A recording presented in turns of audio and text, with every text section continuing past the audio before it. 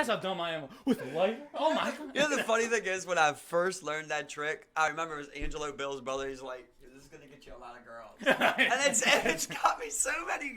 So, not got me girls, but like gives you that one brownie point that you didn't have at the party. But I swear it's impressed guys 10 times more. Man. It was like, guys like, whoa, man. Look, it is. You saw him right there. He's like, with a lighter? Because I can see it in his head thinking, like, yeah, you're going to take the girl's lighter. And you'd be like, that's a way in. Like, hey, can I see your lighter? Yeah, you know, it's one of those things that it's just your way in. And then, Whatever it might be, you know. The 6 other guys around are like, dude, what the fuck? Look how strong he is. I've seen tables. That thing off with a lighter. You know, anybody tries to do that, though. Like, it could be anything, man. It could be like a girl's locked outside of her car. Guys come up, you know. You might not even ever had gotten to a car before. Yeah. You have no idea how to do it. You still try to make those things you see on TV with the hanger. Oh, God, yeah. And you don't even know what you're doing, but you just, I couldn't get yours. Yeah, no idea. I've done this plenty of times. I just couldn't get yours this time. Oh my God. We're good. We're looking good. We're officially out here. Everybody, welcome Jordan Jackson to the show. Appreciate you coming on, man. Good evening, gentlemen. It's funny. It's funny how, because when we started the show, we thought like, man, once we go on here, everybody's just gonna see it and they'll message us. You know, like they'll message us and be like, hey, man, I want to talk. And like, I thought that was gonna be like a common thing. Yeah. I thought that was a big thing. Come to find out, that's just my own personal bias, because it's just not the case at all. Like, it's just positive thinking. People want you though to say, you know, hey, you want to come on the show, and then you have the fear in the back where you're like, well, what if they don't want to be on the show? Yeah. Now you don't know. You know what I mean? I don't want to think people forced to be on the show. Maybe we just gotta start sliding in DMs. At that point, you got to take initiative. You gotta. I sat around for too long, like just wanting to do stuff, and then just something would happen. I go to a concert of somebody's that I've wanted to see, and I'm like, I want to do this finally. You have to do it, or it's not gonna happen. You know, and it's like procrastination will just kill dreams, man. It just kills dreams. Your dreams, anything. If that's all you want to sit around and do, I mean, I'm a victim of it too. That's why I'm talking to everybody. Is I feel like it's hard not to have procrastination, because you're like, you know, if it was still like the old days where we died at like 30, everybody be in a rush, you know. But now we're like, got about 100. I got about 100. Like, I'll do it tomorrow. Yeah, you know? And then just. Tomorrow. Then you always find a reason, man. Like, I know, like, personally, like, I'll always find a reason. Like, I'll be like, I'm going to walk my dog every day. And then the first day I'll come home, I'll be like, oh, man, today's work was really hard today. It's cold out. Like, you bitch. Yesterday you said you're going to walk your dog every fucking day, and you're already bitching out. It's a constant battle in your head that you should fight, and it only has to be small things. Like, for me, I've always loved running, and I started in high school, like cross country and stuff, and that was it. I started it to get in shape, and then I kind of got the bug for it and it stuck, and I've been completely on and off ever since high school. But that, if you have at least just one thing that you sort of stick with, you can apply it to other stuff. You'll kick. You know it's possible. You'll sort of kick that procrastination. Like, for me, it'll always be there. But running's something special, man. I don't understand why people don't do it more. Like, every time I run, ever since I was a kid, I can always be running. I'm just like, I'm amazed that my body's allowing me to go this fast. It's not even half the speed of the next guy that I'm playing tag with. Exactly. I was running slower kids, but I remember I'd still be going. I'm just amazed. And if you were to see me run, and my friends can attest to this, I am one of the slowest runners of all time. I'm all about like endurance. I was cross country, so it's not like sprinting, you know. But I have everything going against me. I have like a long torso and like kind of shorter legs. I am not fast. And then if you see me, if I'm not concentrating, I have the worst duck feet in history. They just stick out like this, and I can't help it. I can kind of help it when I walk. I walk like I'm in the military. I'm just going like it. But then if I run, they just go what? And I'm like, it's horrendous. It's my mom's genes. It's terrible. Yeah. You ever notice how that happens with people with their arms when they run too? Like, I always notice that. Like, I'll see a lot of people running, they're just like. You gotta pump. You can't be just like swinging them. And just flowing arms. I'm like, bro, it looks harder to run like that. Yeah, like, you're making it harder. Like, to me, like when you see people do like the T-Rex thing, or like oh yeah, you see the T-Rex thing where they're like, or they're just holding them out like this and just like getting. Well, you know, like a lot of dainty. Talk about predator over here. You just my favorite one though is like when they're at a red light waiting and they're like shaking it out. they're about waist high, but they're like shaking their head. It's like, bro, my favorite. I'm just like you're making this harder than it has to be. My favorite run is like the cool guy like warming up on like the basketball court where it's just like a light jog. He's just like. Like the cool run, you know what I'm saying? Remember Khabib after he made the shot, bro? Exactly. That's my favorite. Yeah, just like after you bang the three, like you never make threes. No, like, you never. But you finally make one. You're just like You do a little cool little. You do that little cool trap, getting back on D. You know that's the best thing, right? That's the best thing. We're like, get back. Right after you make, you're 1 for 8. You know what I mean? But after you make your one, you're just like, get back, D. Call the shots. Yeah, all of a sudden I got ball. I'm here. Smack the floor. Or like he's on the corner. He's like, press him at half court. Watch the back door. Watch the back. Yeah, all of a sudden you're coach now, right? Back door, back top.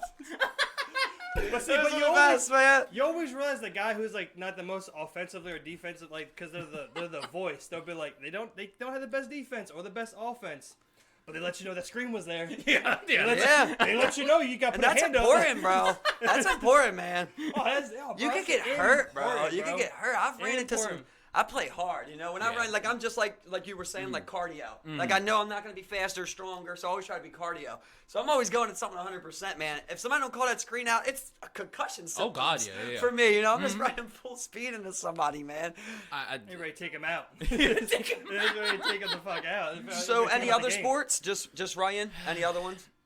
Well, I've always loved basketball, and I think technically, in my prime of like when I stopped when I was 14, I think I was better at basketball than I am at running than I ever was at running. But I do love running, but I couldn't go any faster. The reason I started running in the beginning is because 5th grade to 8th grade, I was on the middle school basketball team. It was great. I loved it. I was like kind of the small forward, and then I got fat the summer going into freshman year. I didn't work out. I didn't do anything. And I must have a high or low where's the metabolism? Where you got a high one, I think it's bad. It's bad. No, high is good. High is good. Low is bad. Low is bad. I eat a cheeseburger. I gained 10 pounds in a day. It's horrendous still to this day. So I got to run or I'll be 400 pounds. Slowest metabolic rate. Yeah, it's awful. Yeah.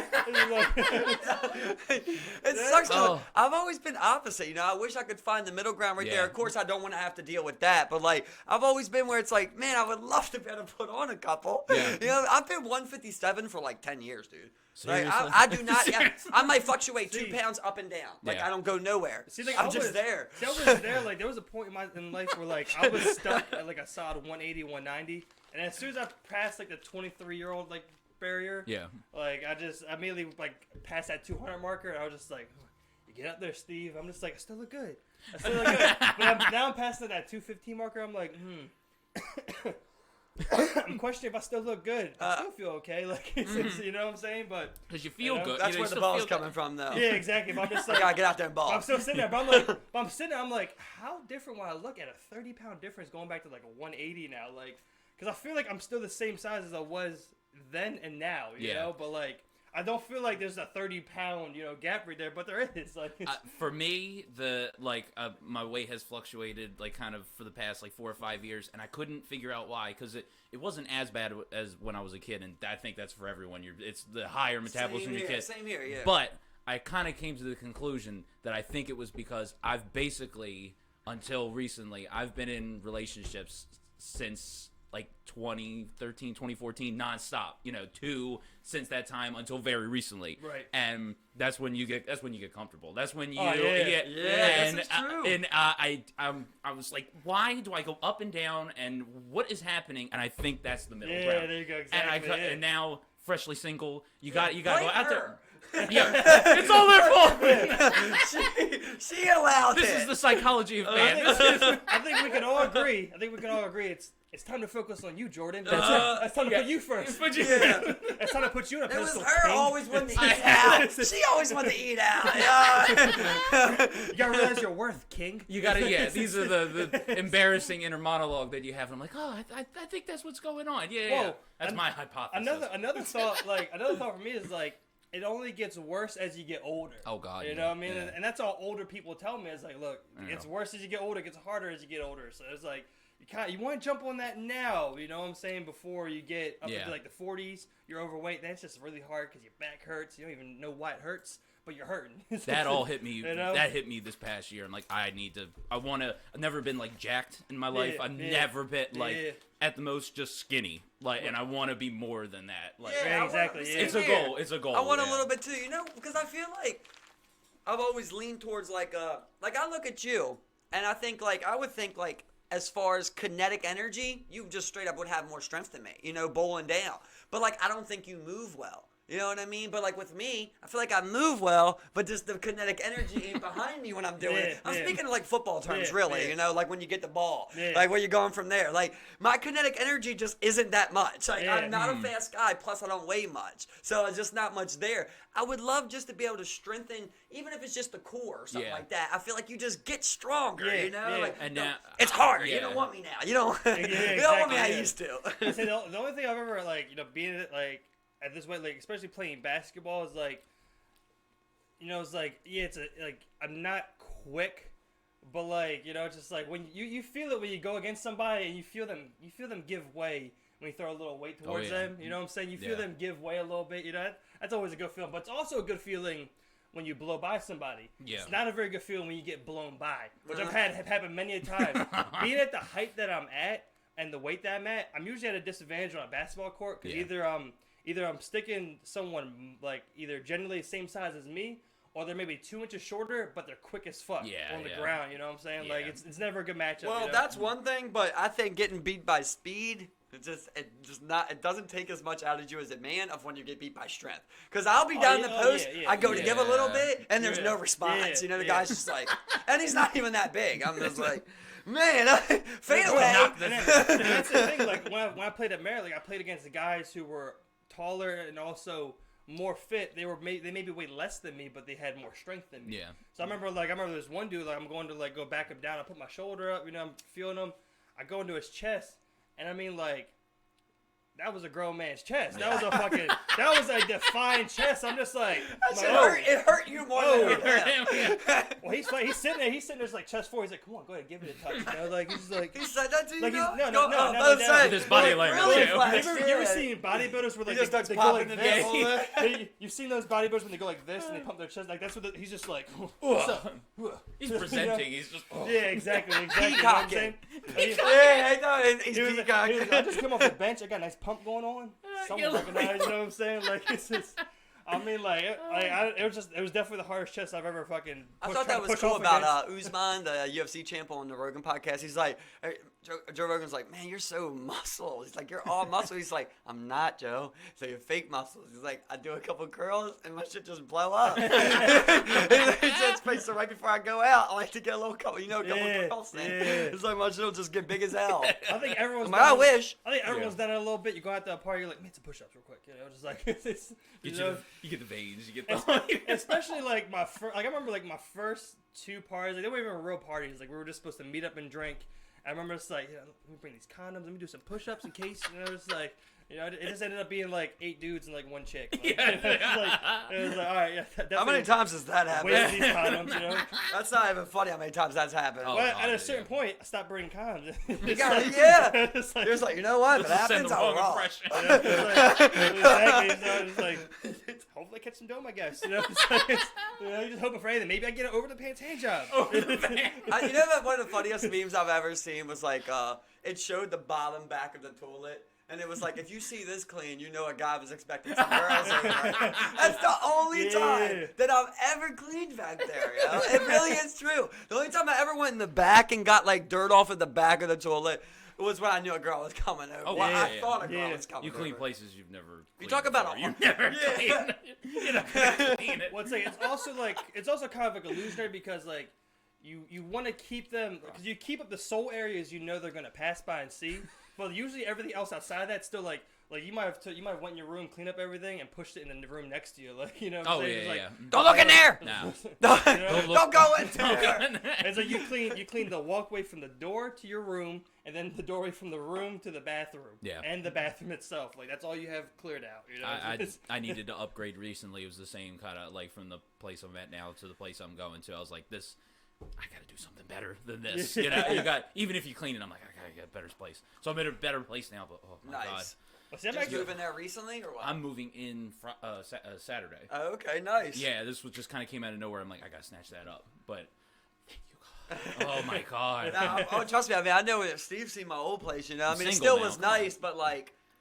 From basically to get to the nice place from where you came in the door, it did not look nice. You know, my basement, So it's like, I'd always keep the lights out. Like, if I had some girls come over, and then I'd turn the room lights on. You know, it's like right through here. You get that outlet doesn't work. It's like, this is mine. Now it looks good. Well, it's like now you just got, like, at that point, you keep the lights off, you just pull it. You're just like, all right, come on, 1, 2. You had the longest stride going there. Like, I turned 16 into 4. Come on. What are you doing? Like, don't worry about it. I'll tell you what, that's like such a I've always been like the fastest walker, man. Like I walk everywhere as fast as I can. You'd hate me. I swear. I don't even chilling, man. Bro, I'm like, I'd be just I remember chilling, you bro. on some long ones, but I'll be with my girl. And it's like I've got to hold her hand and be like, oh my god. See, me it's the exact opposite. Like we'll be walking, like my girl just be taking off like 10 feet in front of me. And I'm just walking like of course I don't try and keep up anymore. I just walk and just be chilling. I'm just like, why are you walking so fast for? Bro, you know? I literally try to mentally slow down. Yeah. Like even like when we were 16, walking around the alleys, we'd just be drinking and smoking. I'd like slow bop. Everybody be slow bopping. Next thing you know, I look back, I'm 10 feet ahead of everyone. Yeah. It's just, man, I'm telling you, part of that group, I grew up with a junkie, bro. You know what I mean? My dad was a junkie, bro. We walked everywhere, and he had a bop that I couldn't keep up with. You know? So I feel like that's what it comes from, is me always chasing, you know? That, like, you know, compared to, like, if you want to compare strides, my stride is definitely going to be smaller than your stride, you know what I'm saying? I feel like it's a lot more than stride, though. Like, my feet are landing way more. It's just simple as that. Like, I think my feet are landing 4 to your 1.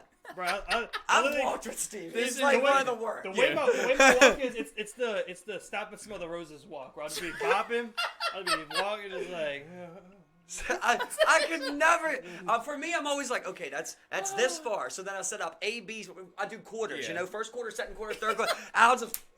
First quarter, second quarter, third. I'm always instance where I've ever kept up with you walking. And that's why you had to walk through O'Donnell Heights to get to your house, man. Like, if I was going home or if I was going to your house, that's so true. I matched his speed, like walk for walk. It was like you know, I might as well have been like walking right behind him, just like, you know, just, like, right behind his ass, just like, nope, we're good.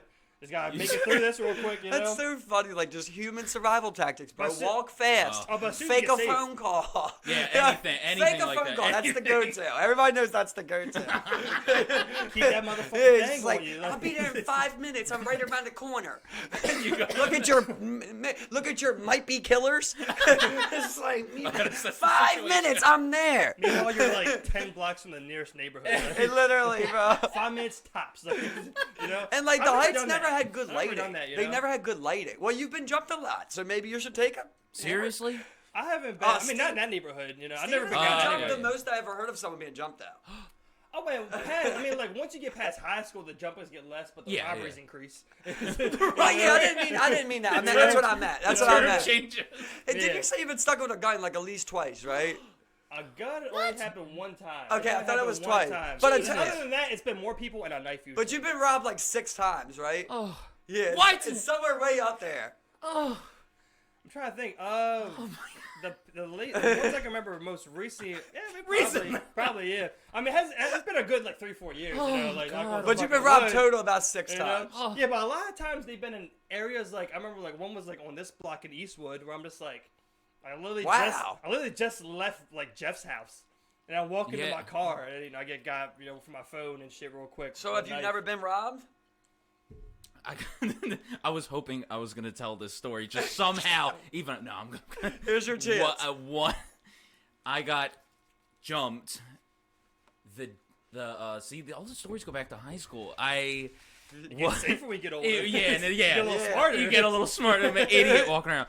The day before the first day of high school, back when I was fat before cross country, I was in my neighborhood. I'm from the Hamden area, so I know about what you were talking about, like with junkies and stuff like that. Yeah. What it is now, where the avenue is and everything is what's called the avenue, where like Hefe Hun is. The past couple of years, or maybe 10 years, it's been super gentrified. Yeah. For the better, honestly. I know that's like it's controversial, but beforehand it was just awful over there, and that's where I grew up. And like my dad's My dad didn't go down that path, but all his friends were like that, and it was like, with my mom, it was like, you either go with me or you go with that. But then the neighborhood surrounding where I live, that's all it was. So I've been in that for my whole childhood, so I get that whole thing, and that all ties back to the day before the first day of high school. I'm walking around. I go to the park that we played, where all our soccer games would be, like on the field. Like, it's 2 blocks away from my house. And I'm walking there with a friend, and we're walking down. We're 2 dopey white kids. We're walking down, and it's mostly a white area, and it's like eight black guys come, and we've just never seen them, and they're playing basketball, and we're idiots, and we're, let's go play with them. And they must have staged this basketball game, because like they were professional. They looked like they were in the middle of a pickup game, like they were looking for trouble. And we go over there, and we're like, "Hey, fellas, who you want to? Can I join in on the game?" And they just surround us. It's 8 people around two of us, and we're like, "Oh, gee!" Like, we've seen enough movies at least to know that something bad is going to happen. It's 8 o'clock. It's dark. It's bad news. And they're like, "Yeah, you'll be on his team and this team." And then some kid pushes me, and I go flying and I just hit the grass. I'm like, "Oh my god!" And so the story, it sounds like it's gonna go bad. And the problem is, I wish the story went bad. Like, I wish I got the shit kicked out of me and all that. They surround us, and they're pushing us, and I got slapped a couple times.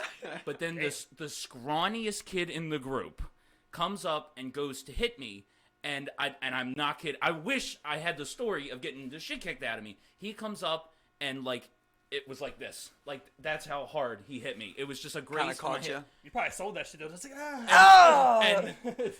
like, fake KO. I swear to God, my other friend everything stops because I don't think the little kid was supposed to throw. I think he was just supposed to be in the back, like, yeah, get him, that whole thing. He swings it, and they go, oh. The whole group goes, oh, and they just walk away. They walked away. That dude probably saved. Wow. They got saved. The only thing they did, they threw my flip phone into the grass, and I couldn't find it. I lost it. We're talking about straight up bullies though. It was bullying. yeah. I wish the story was I came back with a black eye. And, You literally had like a Fresh Prince, like South Philly story. It was.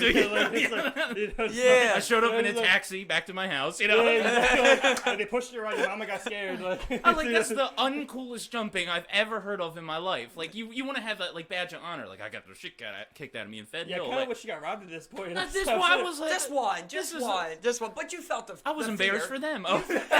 Yeah, especially the little one who missed. And then that moment you're probably just like, oh, thank God. He might not be allowed to jump people no more. It's like. And I embellished the story to hell the next day. Like, I was like, they're like, it was my freshman year. First day was the next day. And they're like, what did you do this summer? And I just went, I got jumped yesterday, and just embellished it. Like, 8 guys came up on me, and blah, blah, blah. And little did they know. I was surrounded. It was the it's best bad when someone swings you and everyone's just like, ugh. They went, oh, come on, let's go. You should see that. You should see the other guys. Yeah, you should see the. That's a classic line. And he's got no damage. It's just a classic line. You know what I mean? It's just a classic line, His face is perfectly fine. And he looked like Urkel, too. He should not have thrown that punch. It should have been someone else. It would have been a whole different story. That's his horrible street awareness by you guys. Yeah, it's awful. Yeah. You basically said, from that hey, point, anybody want to jump? That was also kind of it seemed like a little of like an innocence thing where like your innocence wasn't broken yet. No, that might have been the night. They broke it. Yeah, that might have been that night. They tore your hymen. Because you were your childhood hymen. You're Robert Hyman. Were you with us when we got robbed in the basketball court? Thankfully no. Yeah. It's always a basketball court. Don't show up right. Long story short, I don't even want to get into names and dumb things that people did, but we have a very dumb friend who just was lacking street smarts that day completely. And I remember we'd leave this party 1 a.m. There's a court right there, and somehow we had a fucking basketball. And it's not someone's got one down. Yeah. They're like, you want to hoop? And there was just this sketchy ass group of guys back at the party that were the whole time trying to get us to do sketch shit. And I'm just like, I think we should get the fuck out of here, man. So it's 4 of us. They start hooping. I'm like, we should go, dude. We should go. I already knew that, my friend had made too many mistakes, he had shown the goods he had on him, which are just now they know what we possess. Yeah. At the very least, they know they're getting what you showed them. Anything else is going to be a plus, Exactly, yeah. So I remember, I'm just telling them so many times, I'm like, we should go. Next thing you know, man. About 8 of them, about 7 or 8 of them. They come in through every entrance of the basketball court, like a few of them, straight up, like the Warriors, With bro. the Warriors. That's exactly what it was, bro. They all came in, and here's the bad part: when they came in, they all circled us, and every single person flicked out a knife. Oh. 7 people, 7 knives, bro. Not one person. They all did it at the same time, like it was a synchronized practice thing. They were all like literally one of them ones you could just flip open. They remind me of like those like old greaser gangs that would like snap and do everything and like synchronize. Seriously. It's the outsiders. Exactly, yeah. Exactly, straight up. So long story short, they take everybody's shit. They end up getting like $15 off me. I remember, like, thankfully, there was a cool guy in there, you know? The one guy, he's, like, checking my pockets. He grabs my phone, and, like, he's about to take it out. I'm just like, come on. Yeah, come on. Yeah. He just checks my other pocket. There's, like, $15-16 in there. He takes that. I'm like, all right, man. You know, with a knife, like, I'm not even fitting a... Here's the thing. There's just certain things you got to understand. Like, this is all black guys. So, like, I'm thinking, like, I can run, but I'm not faster than them. Nah, why would I give them an incentive to chase me down with a knife, you know? Well, like, they could just be chasing me with a knife and fall on me and I get stabbed or something, you know? Usually followed by, like, a beating. If you exactly. So at this point, I'm just like, here's my cash. Don't delay it. Keep my phone. It is what it is. I've been robbed about 4 times. Oh, my God. Yeah, I've been robbed about 4 times, but I mean, it's just a part. Yeah, yeah. Oh yeah, definitely. I feel like I got A+ street smarts. I still got robbed 4 times. Like, just certain times you're gullible, you know. Like, you really don't understand a situation. Like, I told Steve about one before, where like 2 sketchy guys. I just bought their story after I had not went to fuck with them for so long. I bought their story. They end up taking me inside. I'm still buying the story. My boys are outside. I'm thinking I'm good. I get robbed. And I'm just like, by kids that are like fucking, these kids are like 24. I'm like 16, you know? So it's like, I'm not even thinking that people want to take me off for this low amount of money. Exactly. And like, I mean, there's one time, like, there's just times where like, you just feel too safe. Like, I was working at Raw Sushi downtown. It's right there next to Harbor East. Mm-hmm. I'm parking at the Orleans parking garage. Literally, it's all lit up. I'm walking to it. Yeah.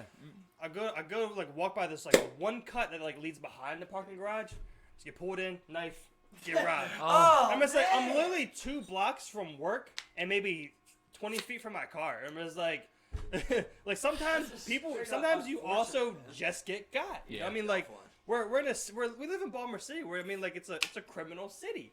You're gonna get got living in Baltimore City. It's just part of the life, especially growing up. You know, I'm thankful. Like I've never had somebody press a gun to me. No, and that's always been the most scenario.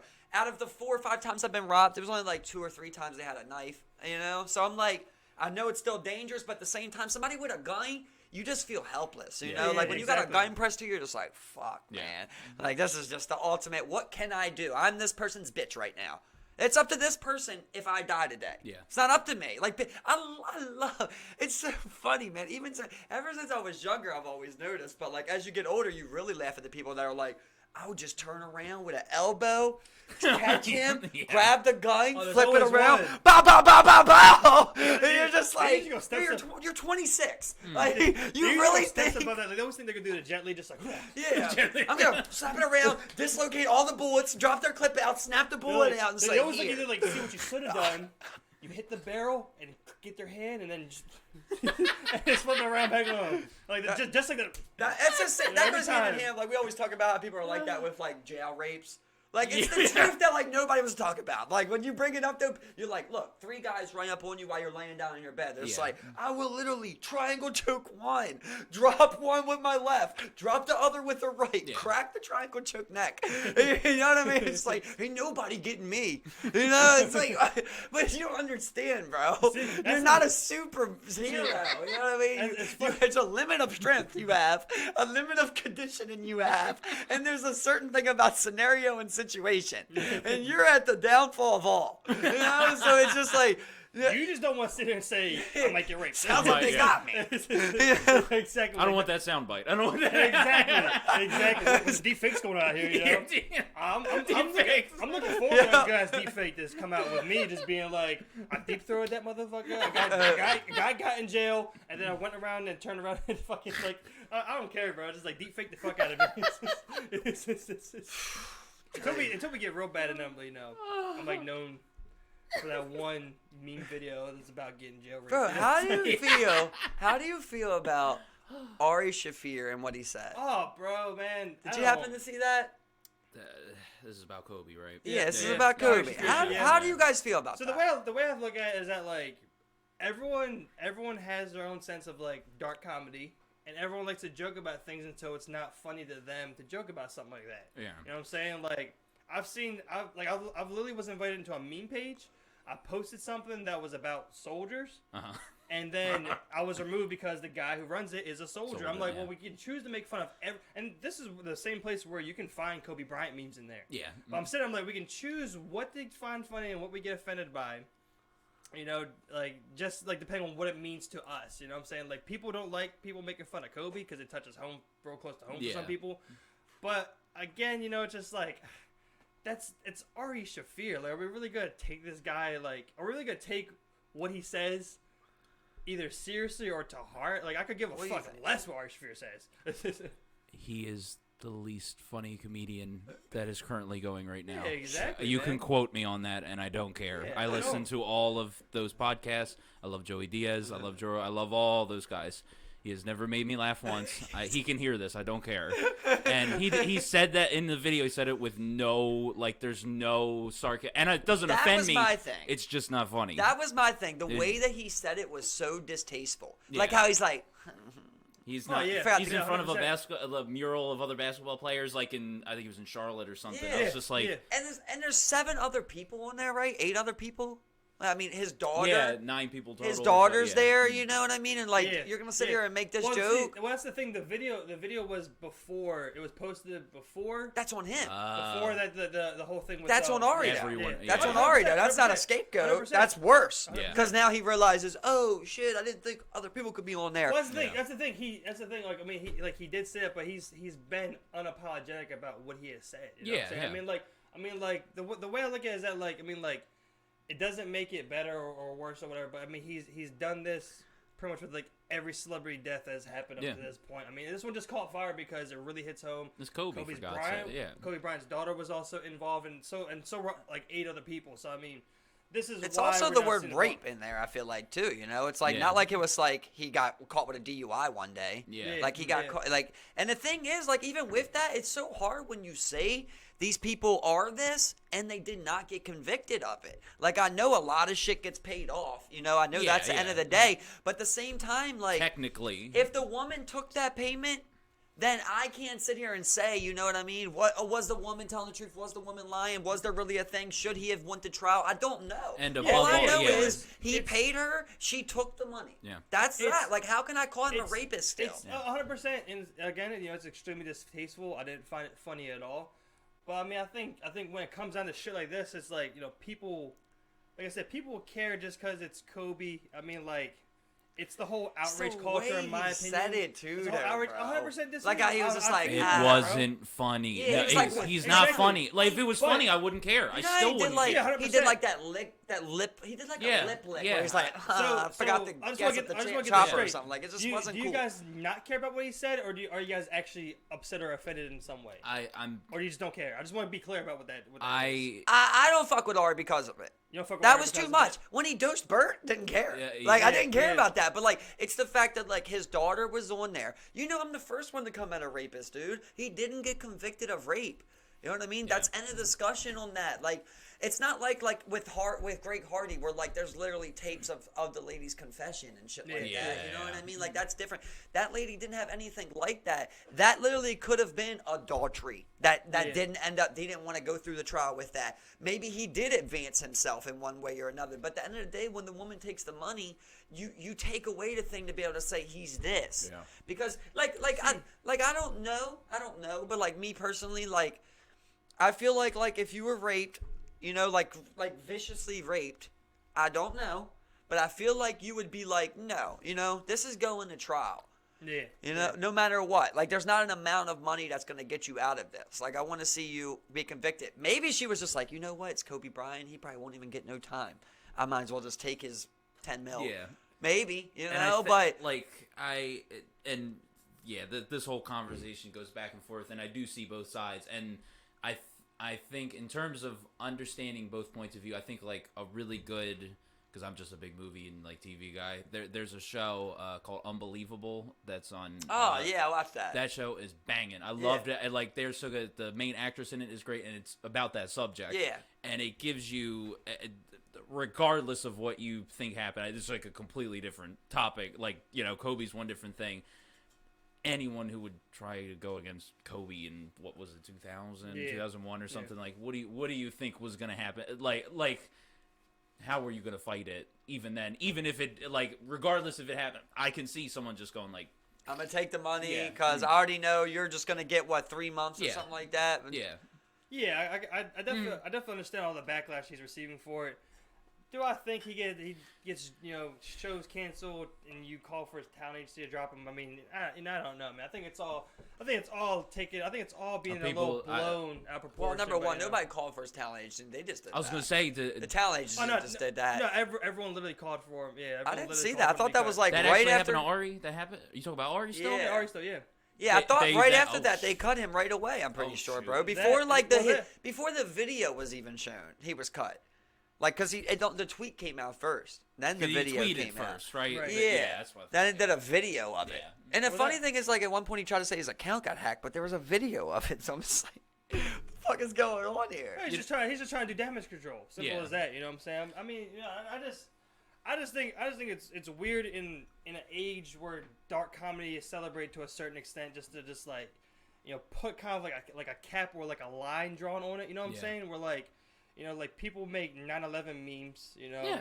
People do, like, I mean, after Kobe passed, like I literally saw 5 minutes later the memes coming out of him. You know what I'm saying? So like I get what you're saying. The way he said it, super distasteful. It's definitely weird, and it almost seems like he fully meant it. That's it. Rather than if being a joke. It was not, bro. It was weird how he did it. It was like, because I don't think he's funny at all. Like, not even subjectively. I never cared or even fucked with Ari to begin with. No. So like him coming out with these comments, I'm just like, well, you're pretty insignificant to me already. I don't care. Yeah. I'll tell you what. A random thing. Tyler Hutchison says, how do you know Jordan? I went to elementary and middle school with him. Tell him I said what's up. We were on the basketball team. I didn't know that. Yeah. He was a small forward. He was the point guard. Yeah. Oh, shit. Oh, there you go. Yeah, I got you. That's so funny, man. It really is a small world, man. Oh, God, yeah. Well, I'm saying, like, because you grew up in, you said, Hampton area? Yep. What school did you go to? That's where he grew up, too, yeah. I just grew up in Hampton, I got you. Yeah. And then it comes full circle. There you go. Yeah. I mean, it really is a small area. I know him, and I know... exist within, so... And then I went to high school with Jeff. Yeah, that's what he was telling us, Yeah, okay, I got you, yeah. So I know gotcha, cool, yeah. But I mean, yeah, it's a small area. It's just funny how he would be like that. Well, I mean, again, it's just such a small area we're in, so... I'm bound to bump into people. Yeah, as I'm saying, things cross over, it's just... I mean, I literally... What? That makes me think about some of the funniest shit, bro. There was, at the I'm not sure what you call, for fraternal clinic, at the fraternal clinic, fraternity clinic. Fraternity clinic. What am I looking for here? Are you looking for fraternal clinic? What am I looking for there? Are you looking for like a paternity? No. You're not talking about fraternity. You're not talking about. No. Yeah, fraternity. Parenthood, the doctor. No. When they take the sperm and they artificially inseminate. A sperm bank? No, it's called a something. In vitro fertilization. It's like a certain name of it. Fertilization doctor. I don't know. It's something like that. It's something like that. That's what I can't think about. I can't think of what it's called. But bro, I'm not sure where you're leaving that. Listen. There was this guy, right, bro? He was just so potent that they literally had to stop him from any other women using his sperm because they were afraid that his children would eventually mate. We had so many kids, bro. How many kids do you have to have for it to happen? I know. How many kids is that? Yeah, he has a confirmed, like if you go on the website, he has over confirmed 17 kids. He has 17 plus kids. Is this Plexico Bird? Who's this guy? Bro, this is a white dude. 17 is not a lot, though. No, but that's just the ones that have went onto that website, took in the DNA test. Nobody else knows how many times they've used his shit. He was a doctor, though. No. So he was a patient there. He provided sperm for this bank. His shit was so potent every time they used it, it worked. So he has 17 kids. Like, they can go on a website after they're born. Those kids can go on a website. The parents can go on a website and like they do a DNA test, and you can figure out like, oh, this is who the father was. You know what I mean? And then they all connect and say, I'm also from this sperm. I'm also from this sperm. And they're basically all half brothers or half sisters. Well, yeah, you don't want to hook up with that person. So there's just 17 of them that have did that. You know what I mean? They don't all know about the website. You wouldn't know. They don't all know about the website. No. They don't. Yeah. That's I want to know just in case it'd be like, well, I might be dating this girl. Yeah, you know what I'm saying? Bro, I just thought it was so crazy. I just like imagine being that guy and you get that call that day. We're just like, look, you can't. No. They're like, you can't do any more donations. They're straight up like, you've been here. You know what I mean? We've literally we've used you so much that we're afraid your children will mate.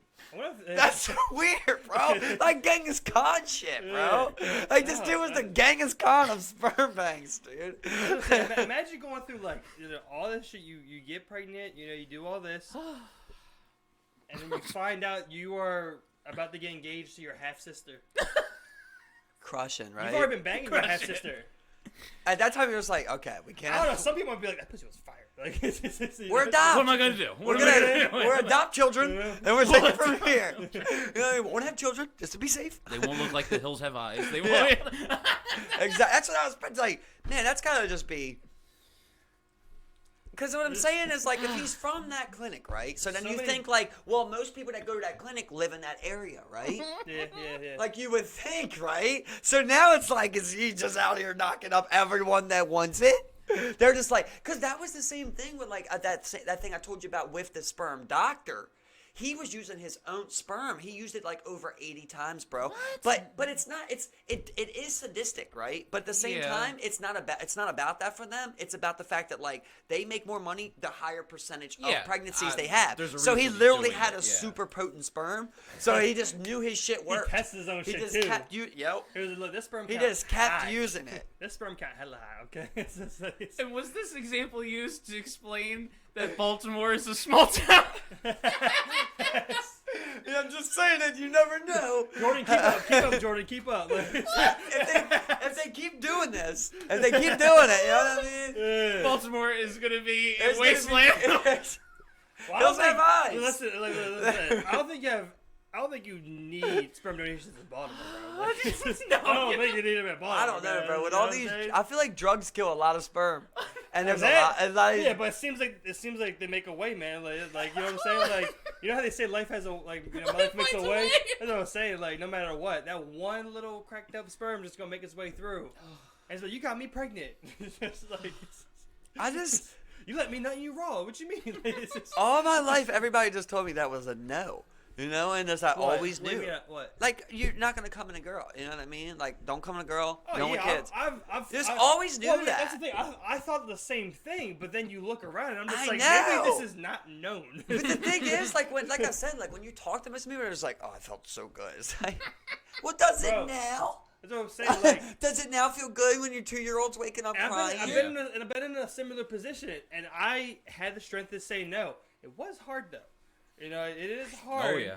It's definitely hard to say no, but I still said, I remained adamant.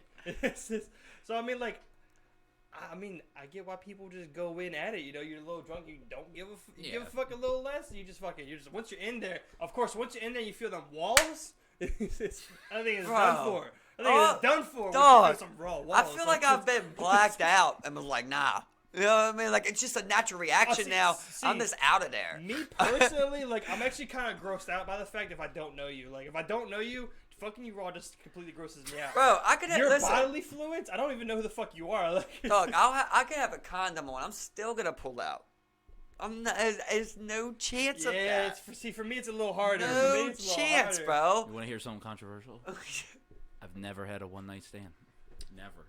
Oh, is that a bit controversial? I don't know. There's a lot of guys that haven't had a one night stand. So you're a man of God as well. I was gonna say that with the topic we were just talking about. For me, I think it goes back to that. Like, I went to a Catholic middle school and stuff like that. I think it's that Catholic guilt in the back of my mind. Like, whatever it is, it's there. And I think that contributes. And you're like, whoa! And then at the last minute. For me, I just think of strangers bodily fluids. Yeah. For me, straight up, I'm just kind of disgusted by it, especially if I don't know you. Bro, but like, I feel like now you feel like that. You know what I mean? No, I've always felt. I'm not saying that I went out here and I fucked all of Baltimore, not like that. But I've had a few one night stands, and it has nothing to do with like you're not even thinking about it. You just said right when you were drunk, like you're not even really thinking about like when you're bust, right? 100%. Like, bro, you know what I mean? You're 19.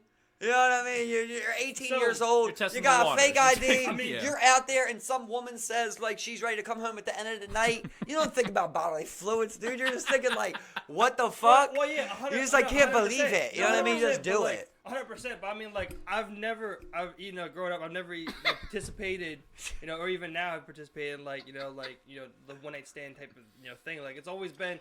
When I've ever been in that particular position, I've always at least known the person for a decent amount of time, more than just one night. I've never been in a position where I met someone the same night and you had an opportunity to bang him that same night. Been a relationship guy. Know what I'm that's saying? all. Yeah. Yep. We're not even that. Just like might have been there. Like the way I've always looked at it, if I've ever felt attracted to somebody, like my mind has always pushed the. Let me try and get you a relationship that we can just bang whatever. I don't know if that's good or not, but that's what I. You go certain places to bang one night. You know what I mean? Well, like, exactly. That's why people go to bars. But we can break that down again. That's what you're there for. It's like that's why you go to those spots. That's why I never stepped foot in Voltage. It's like I never had much of an interest. You go there, people are like, you know what I'm saying? Like, see, I don't look at it like that weird, because like to me, it's almost more weird for me to try and find you somewhere like a club and then go, I want you in a relationship. Like I've never seen it like that. I always just go, oh. You're a human. Yeah. I'm a human, right? We're not out. We don't mean we gotta be everywhere in the world looking for love or your next 100%, marriage. 100%. Like sometimes you do just have the natural urge of sex. Like that's a human natural instinct. Oh yeah, 100%. You go. Where's there's a spot where other women are going that feel the same way. Like a woman can go out to have sex too. It doesn't mean, you know what I mean, she's a slut or nothing like that. No. She could have, you get what I'm saying? What I'm saying is these people go together to these spots and they both go, look, I'm just looking for sex. Yeah. Like, that's what it is. It might be a one-night stand. Like, that's what you're literally there for. Yeah. Like, there could be a woman that hasn't been in a relationship in 3 years. She's just like, you know what? I'm going to go out tonight if I have a one-night stand. No. It's what it is. No one's ever saying that. For another year but or something like that. I never participated in those things. I never had interest in going to clubs. I never had that type of interest. Whenever I did see that type of interest, it was like I would knew this girl. I would go hang out with her, and then eventually try and move it from there. It was never like. But when there comes a point where you get tired of jerking off, dude, and you're like, all right, I gotta go out here and try to see what this is on this screen. Yeah, but I've also been. I'm watching this so much on the screen. I know that's what urged me to get out there. There's I've also been many motivators to it. Yeah, I've been tied down since, let's say, 18, 19. I've been in a relationship, for the better half of my older life. And when I was 16, 17, my mind was drastically different. Like that's just how I approach things. Yeah, like, me too. I thought I was superior. I thought I was in a superior mentality where I was like, I'm looking for love. I thought I was in a better headspace than what most people were doing since they were just going out looking for the hookup culture. Of course, once I came to a realization, it's like that's fine. You can do whatever you want. Yeah. That's cool. It's not for everybody, but that's cool. And I'm okay with that. And I've gotten past that mindset, but we're talking about two different human beings here, But like, what do you guys like? But like, as far as just, I'm not even talking about from like personal. I just feel like in that instance, like, I feel like it's wrong to go when I'm looking for love. Like, this is why I'm superior. Like, this is more pure because I'm looking for love. Yeah, and I said that. Yeah. The human thing is like to not look for love. Yeah, and that's what I said. Like when I was at, but what I'm saying is like I'm one person like the way I looked at it at that age was like I thought I was in a superior mentality to what most people who were just going to look for one night stand. Yeah. I thought. Like I would say, like I was a borderline, like what most people would call like an incel. Like one of those self-classified nice guys. I'm a nice guy. Why won't no one like I was in that headspace when I was that age. You know what I'm saying? Because I thought it was a real thing. Yep. Because I looked at my friends, I was like, he's pretty shitty. He's pretty much a shithead too. I'm pretty cool, but they're getting laid. It's like it's something that you eventually. Maybe you come to it early on or whatever. Some people come to it, later and stay. Way later, I turned that around, but that was my mentality at that moment. I was like, I wasn't looking. You think you're superior? Yeah. I was hoping to get sex in a relationship, and then that was cool. Yeah. Or whatever. But that was just the idea at that moment. You do it almost reactionary when you start to see the people around you. That's what I did. That's how I thought you were supposed to approach things. See, I always kind of had the thing where it's like, even when I did have one night stands, like those women would still try to contact me, you know? So it's like that. It's like the thing. What I'm saying is like, do you guys think that like you can start a relationship on a one night stand? Yeah. You get what I'm saying? I think so. Like, if a woman gives it up in the first night, does that eliminate her from your relationship ability? No, I don't think so. Jordan don't like that. Jordan don't like that. I agree. But I like the way he's talking about, you do have to approach it differently. You got to, like, when you go on dates, date 1, date 2, date 3, blah, blah, blah, and then whatever happens after that point. That's one thing. Right. If you go about it the other way, maybe you meet the first date, you don't have sex, right? Yeah. You just go out. You go out and you do get to know each other. But like that day, like you had been single for 8 months, she had been single for 4 months or something. Yeah. And that day you guys just met up and you're like, look, I'm literally looking for sex. He's like, I'm looking for sex too. Then you realize like as the night, once two, let me run you guys through it, right? Once you're in the club, right?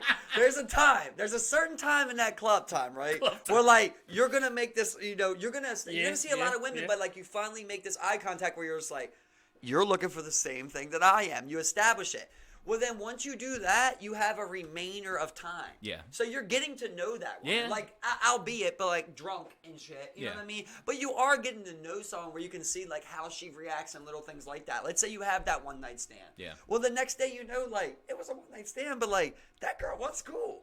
Like, damn, she was cool. Like, yes, we had sex on the first day, but, like, she was fucking awesome, you know? Like, I had a good time. We really had it wasn't about the alcohol. Like, we had a good convo. Yeah. We danced good together when we were in sync dancing. Like, that's a big thing I think people don't think about, too. Because, hopefully, if you were to date this person, you'd want to have that exact same fun going out again. exactly. You'd like, want to. There used to be this one girl, you know, that I was really attracted to, right? Mm-hmm. But when we made out, that we were so off. Yeah, we were so off. Yep. Off right now. Later. It's the truth. It's the truth. Like, I was attracted to her, but when we made out, like we never it never don't feel right. I never had that problem with somebody else in my life. Like I've usually been able to make out with people, but like with this one woman, like I could tell just off of this one thing that like we were literally different energies. You know what I mean? Yeah. It was just something you could tell. I feel like that's something I had a huge amount of trouble with. Was like especially growing up, I confused sexual attraction with me being, you know, like attracted to this person as in you know, long-term relationship wise or mate wise. You know what I'm saying? Like I would confuse my dick telling me, hey, you just want to have some sex, with like, hey, you think she's attractive, you probably would go good together. You know?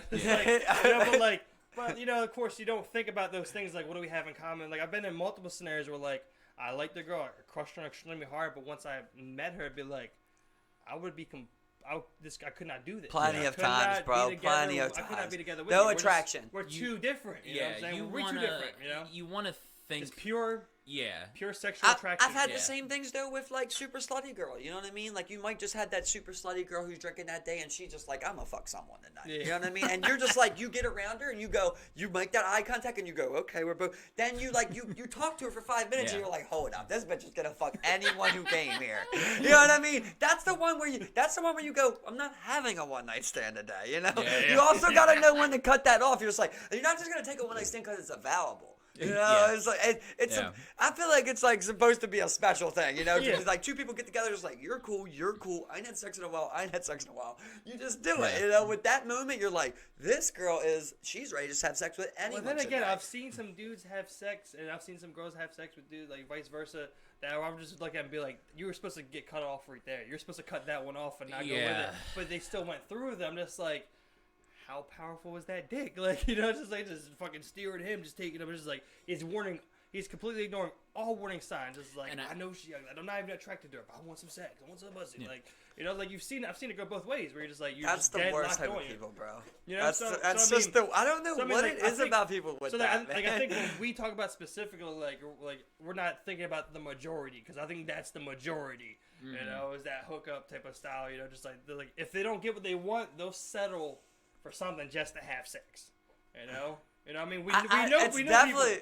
It's definitely a large chunk of people that get down like that. But like, I just think like there's super classy spots too. You know what I mean? Where like people have one night stands. People have one night stands at cocktail bars. People have one night stands at hotel bars. Like anywhere, one night stand can happen. I don't think it has any effect on whatever your social standing may be, wherever you choose to do this. You know what I'm saying?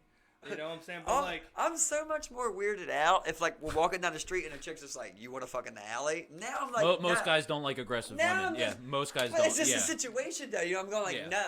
If we're in the club, I'm like, we came here for a mutual interest. Yeah. You cleaned up before you came here. I cleaned up before I came here. You know? I knew this individual was like definitely cracked up, but she pulls up in a nice Camry. I'm on the bus stop. It's probably like 20, and she's just like, "Hey, where's Baltimore Street?"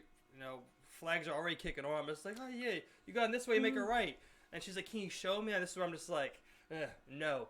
From there, I'm just like, "Nah, I can't show you anything. You just go down there, you make it right. You'll be on Baltimore Street. You make the left, take it from there." And then she's just like, "Well, come on, I really want to suck your dick." I've had, I know where I'm just like, this is where I'm supposed to say no. Yeah. Like, yes, I would love some head right now, but not from you. The crazy thing is, if I'm correct, that's the transsexual, right? This one, one that came for us all. I don't think so. I think this was a business proposition, right? This was a different scenario. That was like in our 3 neighborhoods. It was a transsexual that would dress up like a woman. Remember, she got Neb? Yeah. Remember, she got Ned back to the house. Yeah. But she would like drive up on you, and she would run those same lines along. She would be like, I want to suck your dick right now. And we'd always be weirded out and shit. But like one of our friends one time got in there and went back to the house, right? And there was another woman there that I think was a transsexual too. And he said like they were getting a little bit like aggressive, I guess, and he got out of there. No, he ran. Who knows the real story? And I remember the day where he came to that realization because we were in this guy's house we used to chill with. I'm just gonna say Stu. We were in his house. We're talking about it, and he brings up the same story. Nebby, he's just like, yeah, I got it and got some head, and then this one was like, bro, that's the tranny. That's the transsexual. He's like, and I don't know what you affiliate with, but this is not what you. And he was immediately just like, letting you know. No, it wasn't. No. Just completely looks off to the side, just like Eureka moment. It's so funny because a moment ago he's like, "Yeah, I got some head." Yeah, exactly. And then he's just like, the excitement level went. Nothing happened. And they told me nothing happened. And this is after that doesn't leave this room. He told everyone this story. He told everyone the story about him getting in this car and getting some head from some chick. Yeah. We had to eventually narrow it down, and I won't say we exposed him. He kind of exposed himself. Yeah, because everyone just by talking, just by telling the story. Everyone had an instance with this woman. I don't think I've seen, because this lady didn't look like a man. She didn't look trans. She had a very feminine voice. I don't think it was a transsexual woman. Yes, but thank you. I think what I saw was probably a crack whore who was just like, I'll suck you off for 20. Because her eyes bloodshot. She's all fucking like jaundiced looking. I've had 2 guys come up to me and be like, "I'll pay you to let me suck your dick." Literally, 2 guys in a car. One time I was right out front of work, bro. A guy pulls up. He's just like, he rolls his window down. He's like, "Hey." Same thing. He's like, "You know where Pratt Street is?" And like, before I could even say a word, he's like, "You got a big dick?" That's what he said, bro. And I'm just so caught off guard. I'm like, he's like, "You got a big dick?" I'm like, what the fuck? I'm just he's like, "I'll pay." He's like, "I'll pay you. Let me suck your dick. I'll pay you." And I'm just like, I'm going to work, bro. And the underlying thread here is, it doesn't matter if it's a guy or a girl or anyone. If someone just walks up to you and says that, it's trouble. Yeah, it's gonna be trouble. You're in trouble. Yeah, exactly. Something bad is in it. Especially if they reference. So by the way, especially if they reference Baltimore Street. That's code for prostitution. Yeah. Agreement right here. Like I'm offering you the contract. Will you sign to let me suck you off for 20? And it's like, no. No. You think I'm that cheap? It must work. Yeah. I'm offended. Oh, for sure, bro. For sure. I bet on younger kids, too. Like Nebby. Yeah. Like, Nebby was what? Like 16, 17? 16, 17. So That's like what makes 15, it. You're a kid. 16, you're a that's kid. What makes it. Old, and she really did look like a woman. Like, through the window, yeah. you couldn't tell. You know what I mean? Yeah. And she's just like, "I want to suck your dick." Nebby was probably just like, "What? An older woman just wants to roll This is the thing, though. It could be the baddest bitch on the other side of the window, and my red flags are fucking firing. Oh, yeah. It's like, it has to be an average bitch. Whether it be not They even get that. me too bad, and they get me It's all too. about The first thing context. I go to is like, she's gonna drive me to an alley, and then I'm gonna get robbed by a bunch of people. Yeah, Or- 100%. It's just a joke. She's just gonna rob me straight up, or she's gonna kidnap me, whatever the case may be. You know what I'm saying? Like, there's never an instance where I think anyone pulls up on me and I hop in to get my dick sucked. Could be like, it could be the baddest woman in the fucking world. This doesn't happen. Yeah. It is like, Yeah. I'm gonna be sitting and be like, Spider senses are taken in there. I'm be pointing to like the next most handsome guy on the block. Like, you almost like that guy's dick first. Like, Him over straight to here. me. Like, you know, it's just like, I'm the least wealthy on the block. yeah, that's what I'm saying. You know, it's like, You're not Are getting you anything sure? out. You're not getting anything out of this. it's like his dick. You know? Come in here. Now you get out and you come in my house. Park your car. You come inside. That's the way my mind's always worked. You know, it's just like, even if I was to take a girl home, and be like, she's gonna come in, she's gonna case my house. She may have sex with me, but they're gonna come back later and rob me. It's just, Yeah. like, Oh, my for mind's always working. Bro, That's I what legit, like, as a kid, I had like 3 or 4 people try to come up and straight hit me with the candy line. Like, the Yeah. straight up cliche candy line. Oh yeah. Mm-hmm. I'm just like, what? Literally, all minivans, too. Yeah. All 4 of them. I think 3 or 4 with minivans. This is where Noah realized he's a handsome ass fella. It's just like, why does everybody want to fuck me? it's like, do I got like a dick print or something going on? Like, what do I got? I remember- Attracting all these people wanting to fuck me. It'd just be so funny because like when like this happened like 2 times, both times on Drew Street, and I remember like when I was sitting there saying, I'm like, I do want some candy, like I do legit want some candy, but then like as you're playing that, like you remember like your mom and dad and like people telling you like Stranger danger. if all someone this tells you to stuff. go get some candy, and they always use candy as an example. They're always like, if someone tells you they got some candy, don't follow them. And that's the only thing that kept me from going in there. Because I would at least went up to there like, what's up with that candy? What's up? I remember that candy, bro. one time, I was a lot older though. I was like probably like 17, 18. I was walking with 2 other people on the train tracks going towards our house, you know, off behind Home Depot and shit. Walking the train tracks, taking the shortcut. We come across a homeless guy, or a cracker, whatever it may be, look, with a whole box of Hershey's. He's like, hey, you guys want a candy bar? I just took it off from that Wawa. You guys want some? You guys want some chocolate? And we're looking. We're just like, everything we've been taught at this moment says to not take chocolate from this man. Bobby, damn if I pass up on some chocolate right Some now. chocolate. Like, Chocolate is chocolate. It's So- tough. My blood sugar's low. What am I gonna do? We took the bars to kind of speed everything along. We took the bars real quick, and we're expecting them. We're just like, is there anything like? Do you see any like puncture holes? Like, is he injecting? Was he injecting? Like when in they here? say Like, they you know? put razor blades in candy, Exactly, like that yeah. kind of thing. My favorite was the drugs, right? Was he like? It's like, be careful. People trying to give your kids drugs. It's like nobody's ever given away their cocaine. Who's giving drugs for free? Yeah. What is this? No. That's what I'm Please, saying. at that point, who's giving away drugs for free? Because What? that's the one my kid is going up to. Let's get those drugs, bring them to daddy, then we'll go get some candy. Yeah, we'll go. You know what I mean? Exactly. But let's get these free drugs. I mean, what the hell, man? People show like big ass tabs of acid. Just like, all right. People were putting THC gummies. I'm like, that's a fucking $30 pack of gummies. Why would I put that in the fucking? Why would I put that in this little shit? Oh my fucking, god, bro! Oh, God. I'm so glad you brought that up, man. That's a story I've been wanting to talk to you about. Bro, I'm in Florida, right? I hit the smoke shop, man. I It's go in always there and I'm Florida. like, you know what? Oh, Florida It's man. always Florida man. Florida man. I ran into Florida man in here. And I'm in a smoke shop. I'm like, you know what, man? I'm like, I partied 2 nights in a row. I'm like, I'm gonna get some CBD just to relax me, like some sleepy shit. So I take it, bro. I go to bed. I take 2 of these gummies. I go to bed, dog. I had the worst dream of my life, fellas. Like, I don't even dream that much, bro. I had the worst dream, like the most vivid nightmare I ever had. And you Where, still like, remember it. You still do. man. Yeah. Like, I legit thought the devil was coming for me, man. I was in a house, like an apartment complex on, like, the 7th floor, something like that, 6th, 7th floor. And, like, everything I'm doing, these people in this house are just playing these tricks on me. Like, there's 12 of them there, my girlfriend's there, and there's 12 of us there, like 12 other people. And they're all just playing these evil-ass tricks on my brain. Like, I'm sitting there, right? I'm sitting in a chair. A guy comes right up to me, shoots me in my fucking chest, man. Just boom. I swear, bro, I felt the impact, man. Like, I felt it. Then he puts it right to my head, shoots me in my head. So I'm just fucking sitting there with these 2 bullets, like, halfway in my brain. They didn't go in. They're hanging halfway out. I'm like, what the fuck, man? So I'm looking all around, and, like, nobody's trying to admit that they seen it. So I pull out my phone. I'm putting it on video record, and I'm like, tell my camera right now that I got shot. Yeah. And no one would do it. So next thing you know, like, this place that I'm in, like, this store turns into, like, a room. And they're just fucking with my mind, man. They're like, I'm leaving. I told the people, like, I'm leaving. There was these 2 swingers, right, in there. Like, two demon swingers, bro, who wanted to, like, I'm telling you, bro, who wanted to fuck me and Kay, right? And I'm just like, the whole time, I'm like, no. Swingers. I'm like, I'm leaving, right? I opened the door, I walked out. As I walked out, I walked in. Just straight up, like, boom, like a warp, bro. Yeah. So then I'm like, at this point, I'm so scared. I'm looking for any way out, right? I tear the vent off, like straight up a vent.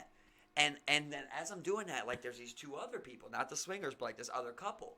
And this blonde lady and this other guy, the one that shot me.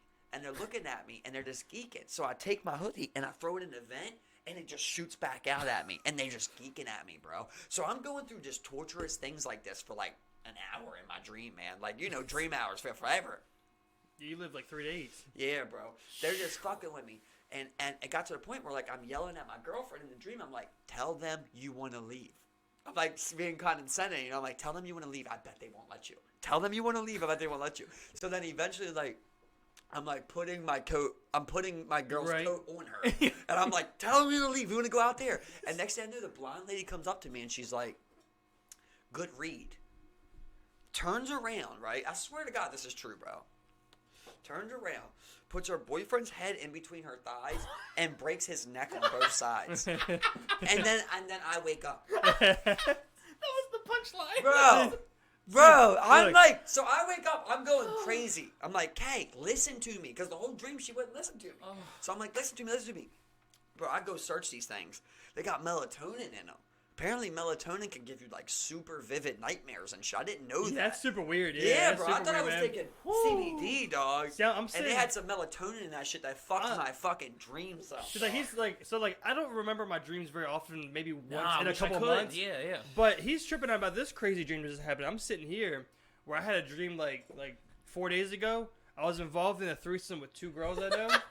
Wow. And I wake up, and I'm tripping out because I'm like, I can't remember what they look like naked because I've never seen them naked. Right. So your brain can't just make it up. I'm just like, I swear I was looking in her fucking taint 2 seconds ago, but I can't even fucking see. I can't even think about what I'm seeing. You gave her you went upper class on her tits. But you're here having fucking, I don't even think I saw tits because you just can't imagine. Your brain can't make shit like that up, you know? Just like you can't make up faces. How many wet dreams have you had?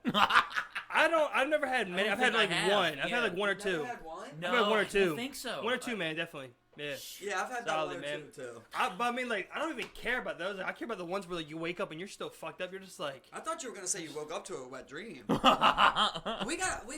a guy that we know, bro. But those dreams. Said he's had like over 10 in his life. Wow. Just like he said, like it would happen like 3 times a week sometimes. You know? What? I'm just like, what a lucky man. What about you?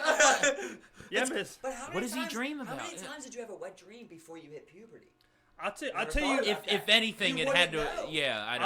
I'll tell you what I have done. Like I've like woken up like early in the morning, and I'm sitting there with like my hand on my dick, you know, because like the past 30 minutes I've been like slightly awake, but you're not awake yet. Yeah. And you know, you're just sitting there, you just like, wake up, just like more than just horny. I just wake up, just like.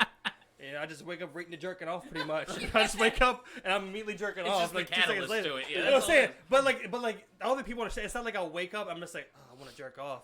I gradually go from sleep to jerking off in the morning sometimes. Straight all up. in one motion. It's like that's what I'm saying. Like I'll wake up, I'll just be like, you didn't even realize you jerked off, man. You know? Didn't even, see, I don't even realize It's a function. Don't even realize until like you bust. I'm just like, oh shit. oh like, my god. I'm going back to bed. It's just, you know? And at that point, like you don't want to roll. Like I want to roll over and lay on my stomach, but I'm like, you don't want to roll over on your stomach. No. You just bust it everywhere. I gotta do laundry. Put it on your fucking bed. Like, you know, just like, it's 8 in the morning. I have to do laundry. I'll tell you what, man. Like it's funny because until we started talking about Mom. it, until we started talking about the wet dreams and shit. Like I never really thought about it until now. Where I was just like, I just be waking up straight into a jerk off session. Like, you know, just be like, oh shit. You know, but I mean, like, those are the days where I wake up 6:45 and I feel great. I'm just like,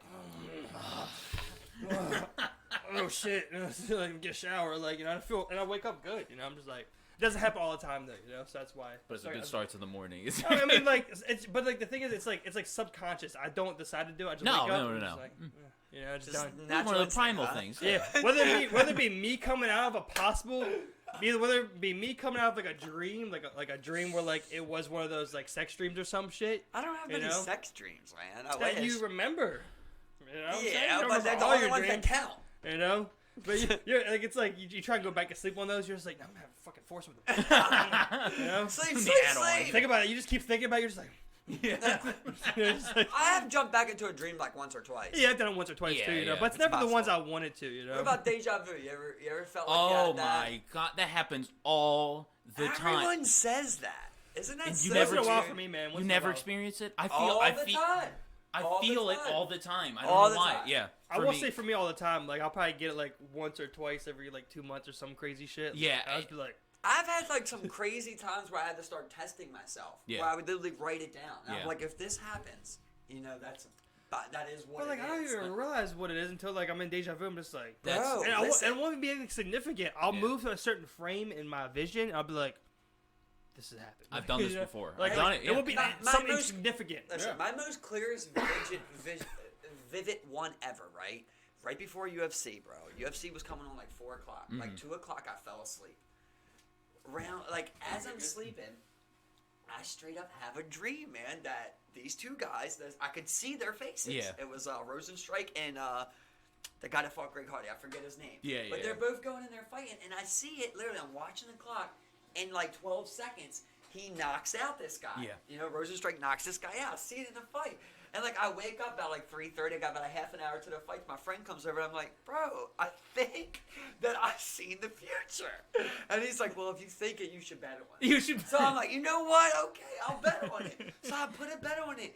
And I swear to God, the timing wasn't exact. It ended up being like 20 seconds. Yeah. But he got the knockout. And I'm just like, what the fuck is this? I'm on a higher plane. I was like, that was like I never had one that was like that close like that before. Yeah. It's always like months later, you're being a certain spot, then you're like, hold up. That's perfect with a bet and stuff. Are you kidding me? And you could call.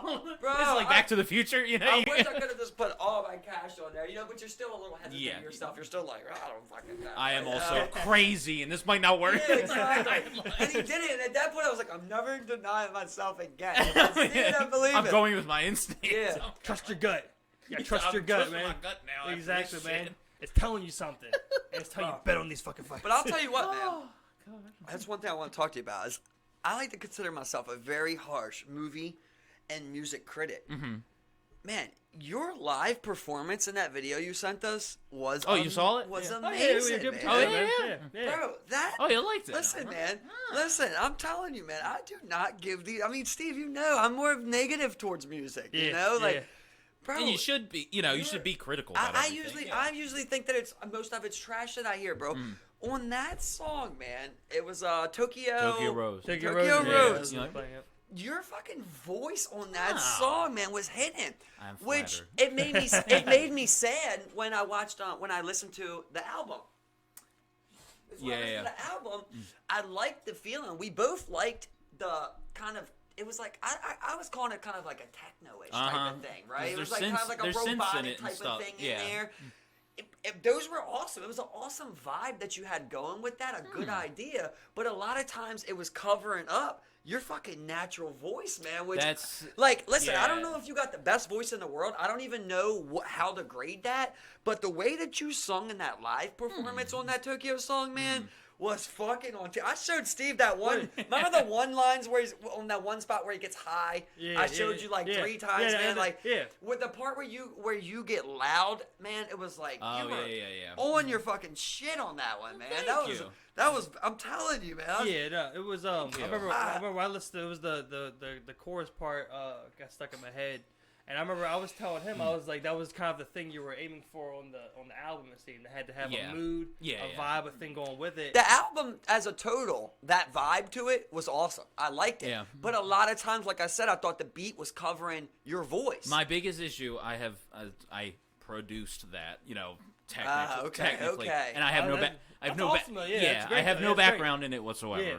And the most like when I play it to a friend or something like that, the most common complaint, and I guess I can't quite hear it, is that my voice is too low in the mix. It's because you know the lyrics. And I know that, and I'm like, oh, well, let me do it. Like in my head, I'm like, this sounds good, and then they go.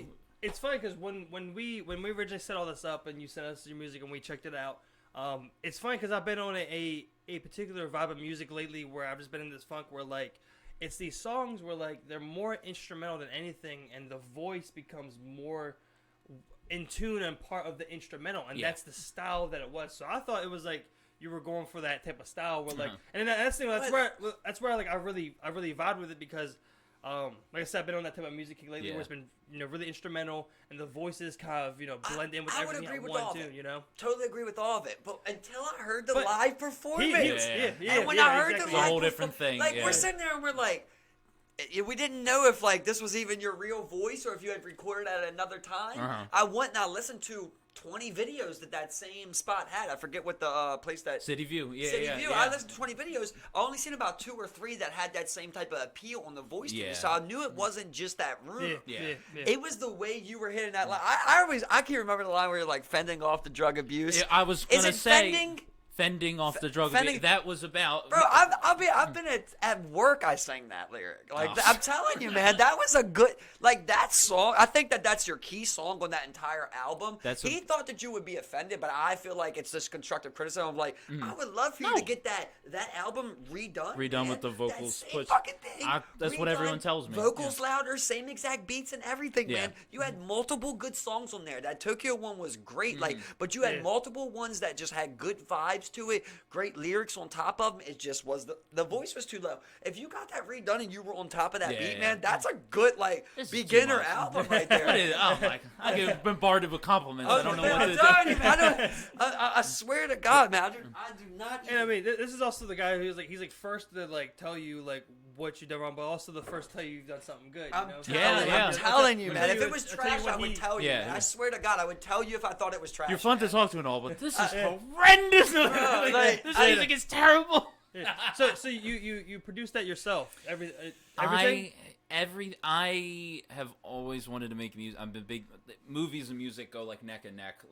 I know it's like a universal thing that everyone loves, but I love movies. I could talk about them all day. And the same with music. Like even to music that I don't like. Like I'm not a big. Not that I don't like it, but I'm not a big metal head, for example. You know what I mean? Like just that's not my thing. Or oh god, no. Like I don't know. Like that's the one that sticks in my head. But I can still talk about it and then critique it and that kind of thing. And I had all these friends that joined bands and all this stuff, and I always felt like I was on the sidelines, and I was like, if they can do it, it's one of those things. It feels like you do it out of spite after a while. You know what I mean? Which is a good thing. Ain't always a bad thing. No, it's a motivate. Right. I was like, I want to do this. So one time I had an iPad laying around. I can't remember whose it was, and I was like, huh. And I learned how to play the guitar when I was 14. But the thing with me is, you played it backwards. I am left-handed. I am left-handed. We were discussing this. Tell a story.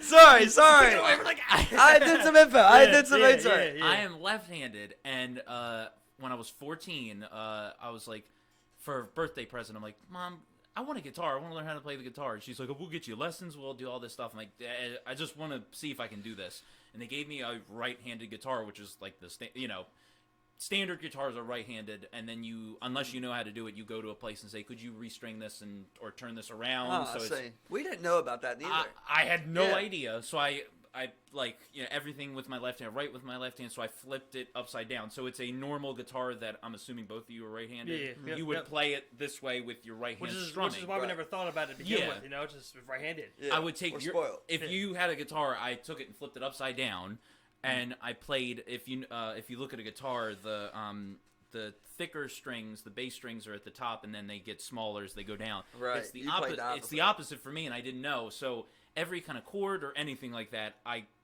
not invented, but I figured out how to play the equivalent of what you would call a G chord. Right, how to find the sound. I had to play the one chord. I have to wrap my hand around the neck because there's no other way to do it. I have to wrap my thumb around it and do this because no other way I can't play it. And so I did that, and I did that for a couple of years, and then the time that album came out in 2017, December, the last week of December, and it was my last semester of college, and I was super stressed. It's your final, and I got all these classes, blah blah blah. I was like, I gotta find something besides running or something like that to get my mind off stuff. So I just put pen to paper. Right. And the first song I ever wrote, or one of the first, is the first song on the album. And I don't know if it's like this for anybody else, and it can apply to anything. Once you do one thing, you put, like, or for example, one song on a piece of paper. After that, you can hit the ground running. And all those songs just kind of fell out. And I was like, I have a fucking album. Like, I got 10 songs, 11 songs. Went, holy shit. And I just put it out there, and then the rest has been history. And I've just been playing live shows here and there in between, working with the full-time job and stuff like that. But I've been doing it ever since. I don't know. It was finally something I finally jumped on the idea of doing it. Yeah. When was your first show? Your first time live on stage? Yeah.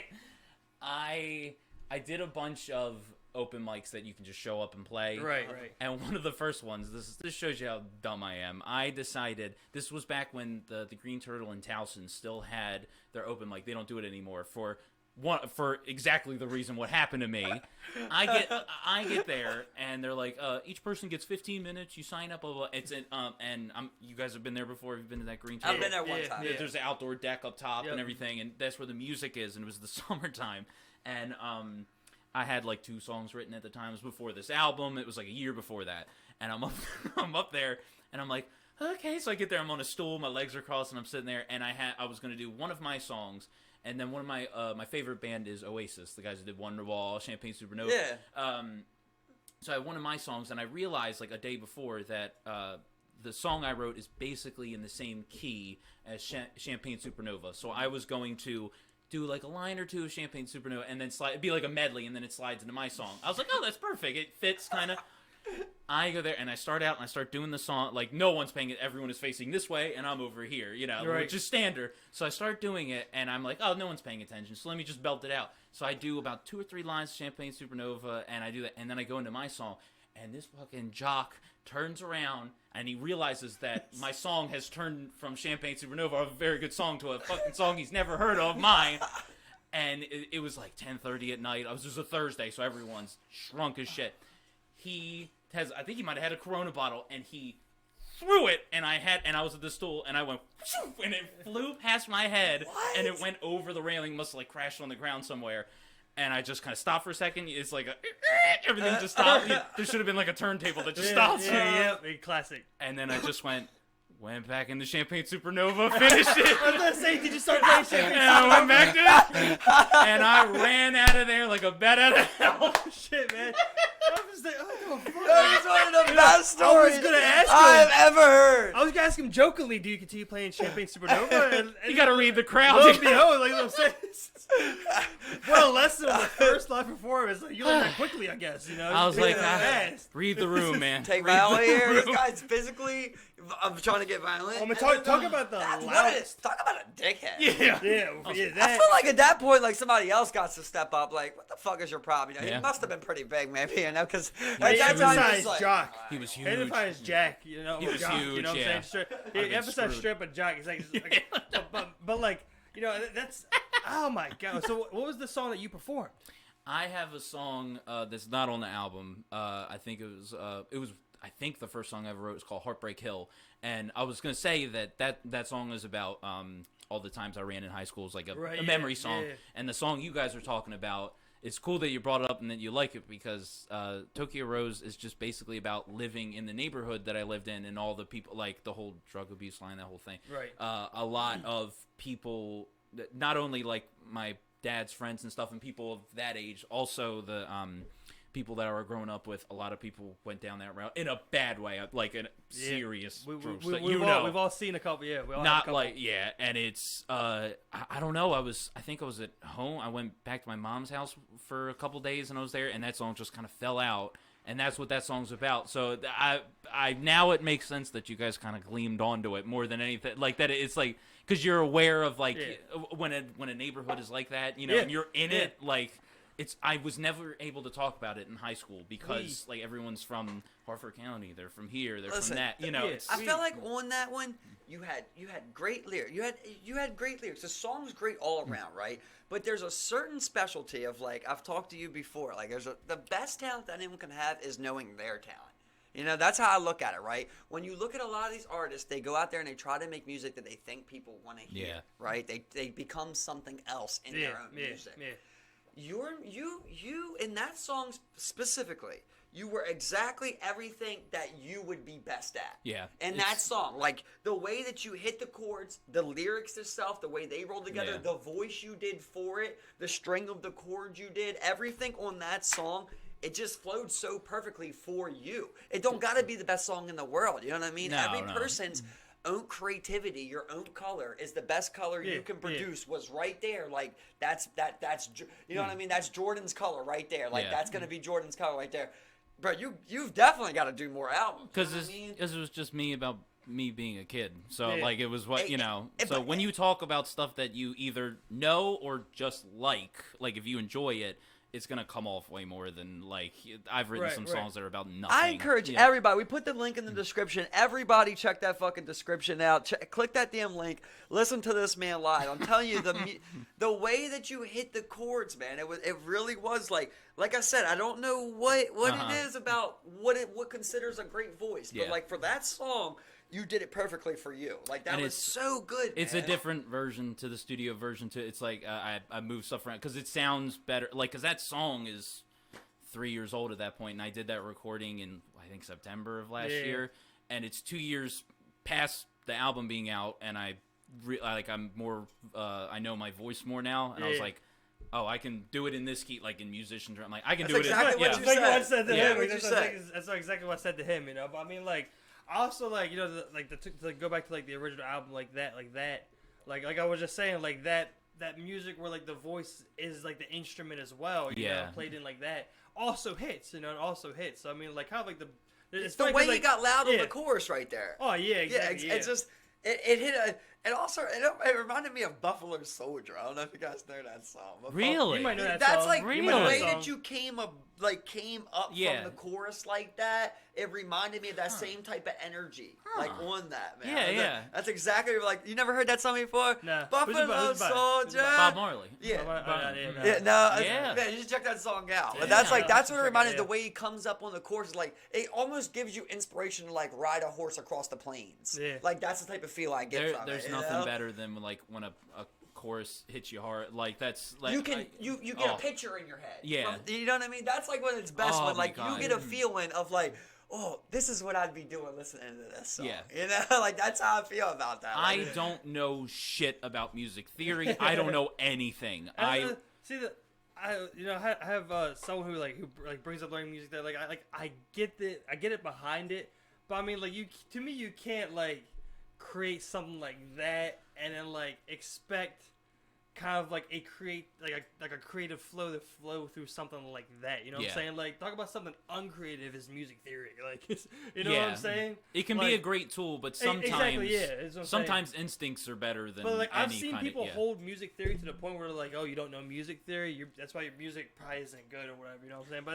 it's just like, I think it's such a bad way to look at it. You gotta have the idea. That was your view. No, I've been in this argument before, you know, because I feel like, you know, I could spit a couple bars, you know what I mean? But I've always been embraced on the artist itself, you know, not trying to, like, think about what would work. Yeah. Like, what do people want to hear? That's never gonna work for you. You know what I mean? Yeah. It's only gonna work if you say, "What am I best at?" You do that. And then it's up to people if they want it or not. Oh, yeah. You know? And you don't got to be top 100 on the Billboard. No. There's people that travel, you know, a band you never heard of that travels and is a millionaire. Oh, yeah. You know what I'm saying? Like, there's a love for every stroke of the color. I thought it was funny that he mentioned, like kind of like, you know, in the beginning, like, you know, looking at your friends is like join up in bands and, like, play musical instruments together. And that's what, you know, you kind of did it out of that, you know, whatnot. Because I was thinking earlier, I was like, in the past, like, month or so, let's say, that I was like, one thing I want to do before I die is participate in a jam session.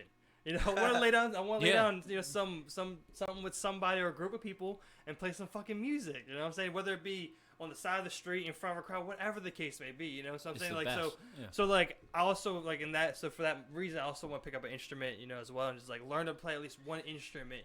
And just, like, I just want to jam out with some motherfuckers. Oh, you don't know how to play anything yet, currently? Nothing? No, I've always had interest in, as far as playing. Like, I owned a guitar when I was a kid, but I mean, like, It was you don't do anything with it. That's what I'm saying. It was pretty impulsive for like the first couple months where I I tried, but like not having access to like a teacher, I was just like, that's how I feel like. That's like I don't want to make excuses, but like that's how I always felt. Also, like, like it was always younger. It was because it was like this is also like we came around during the internet, but it's not like the internet. It's not like we knew we could go to YouTube and have everything how it is exactly. now. Like it wasn't like you could buy a guitar and go learn exactly on YouTube how it is now. So it always felt like that was far fetched. Yeah. And being in like a matured mind state, you also realize that you can pick up stuff like that and learn yourself and teach yourself. Bro, I've always wanted to rip a violin. You know what I'm like saying? just my God. rip a violin. Oh, God. You know what I mean? Like, violin and I want to properly know how to play the piano. Yeah, that's the two. That's my two. I want to do some goddamn minor piano, saxophone, drums. Yeah, and then guitar. The sax. I want to play the fucking sax. Drums. The drums, nasty. Because the drums are so cathartic. Like it's such a stress reliever. Double bass, just like oh my God. When you hear that, like when you hear that saxophone, fucking rip though, man. Like in an old school like jazz song, you hear that saxophone just open up. Oh my God. It's got a special sound to it, man. That and the clarinet, the trumpet, like all of those kind of have a very like special sound to them. I love that like 3 different people can like one specific thing in one song. Like you'd like the sax in one song, but you like the drums in that. And I think that's what piques people who eventually make music. It piques their interest to do it. I don't know. It all goes back to wanting to do something that you see like every day or something like that. You just procrastinate after a while and you don't ever do it, and after a while you just want to go ahead and do it. I don't know. I feel like where Steve is saying like you don't see why like you don't need to know these instruments like to make good music. Like I think so 100%. But like it comes to the fact of like when you're recording your own music, like there's a certain sound that you want, right? That you picture picture on this song. Right. It's not on FL Studios. You know what I mean? You can't figure out, you're not good enough with the engineering to produce that. Well, if you did know how to play piano, you could do your sample on that piano, then upload that to that. Yeah. You know what I mean? So you would be able to literally produce what you hear. You can see the difference between my studio song to the live thing. Exactly. Because I know, like, personally, like, when I get on there, I'm like, this is how I hear this beat going. Yeah. But I can't create it, you know? And the people that I'm with don't know how to create that sound. Yeah. Like, if I could literally just, I knew how to play violin. Here, I was picturing like this, you know? And then you just put that, and you're like, that's exactly how I wanted it. Like, that's, like, I feel like when you're creating your best fucking music, man. Because you just hear it how you hear it. But, like, whenever I've thought about things like that, is, like, when it comes to, like, learning, like, the program and, like, messing, like, because, I mean, you know, like, you may like playing that instrument, but you don't like going into FL Studios and mixing the shit necessarily. Oh, it's brutal. But like, trying to. It's so unfun. And it's not the fun part of music. And like, just like when like I go into like editing our videos or trying to figure that shit out, it's not fun. It's not something I kind of like quite enjoy. Yeah. Like figuring this out. Working like getting this video editing done. But I mean like when it comes to like things like say you want to make music or you want to pursue that, you need like. At the end of the day, the only answer for me in that moment, how boring it is or whether you like it or not, is that you would need to take on something like that. Oh, yeah. Take on that flip side. That's always the way I've like looked at it. Like when we looked at particular people who like making music but don't like software necessarily, or like messing with Machine or FL Studios, is that like if you and I see it where like people let it inhibit them or stop them from pursuing or making music because they don't want to do that, like thing that they don't like necessarily. Yeah, if you do it, sometimes it's good to do things out of necessity. It really, if I didn't do the album thing, or like, would anybody do this for you besides you two? Like, especially when there's no alternative. Exactly. Especially when there's no alternative. There's no alternative. Like I hated troubleshooting this stuff. Like personally, I just know how self-doubt can sit in people. Oh. And I'm not a talent advisor at all or anything equivalent to it. But like personally, like. Me telling you, like, bro, you should pursue the music as far as you can take it. Thank you. You should definitely pursue it to 100%, and then whatever it ends up being, it ends up being. You know what I mean? You make it, you don't make it. I love it as a hobby. I love it. Yeah. Somebody could call you up to sing fucking cover band songs. You might end up making $100,000 a year. You know what I mean? You never know, and you're still doing music that you love. You know? I have met so many cool people now that I never would have. I would have just been like a vampire. I could just tell that you understand the sound that you're supposed to have. And that's like the first thing that's so so important. Because I see so many people who like, oh, this is a song I did. And I'm like, this could be a good song maybe about someone else. Yeah. But like from your voice, from your personality, this isn't portraying right through this song. You know, I've told you that many times with a couple people. Yeah. Where I'm like, this doesn't sound good. You know? With the shit you're doing, like you're doing exactly what I think that your voice should be doing. Yeah, what your style of songwriting should be doing. Yeah, you know, I'm personally interested in your second album. Like I literally, I look forward to seeing your second album. I really do, man. And some more live performances because I think you're better live than you are ever on that. Will you continue to like produce and mix it yourself? You can continue to. Like, I think so. I would love to get it with Tyler, man, because I know Tyler could definitely produce it. You know, if it goes something down the line. Figure something out along the lines. I know even Reek knows people, you know, somebody that could 100%, definitely 100%. Because I know the production part is the hardest part. It's definitely tedious. Definitely tedious. Like what I'm doing now, me and a buddy of mine, we got a drummer. We're gonna be doing. We're gonna actually, because I've been in one band before and that fell apart really quickly, and then was kind of the catalyst to make more music after the first. I made my first album, and then like a couple months later, these guys asked me to join a band. And I was like, oh, perfect. I was like, oh, be in a band? Are you kidding me? That's awesome. It's like the coolest feeling.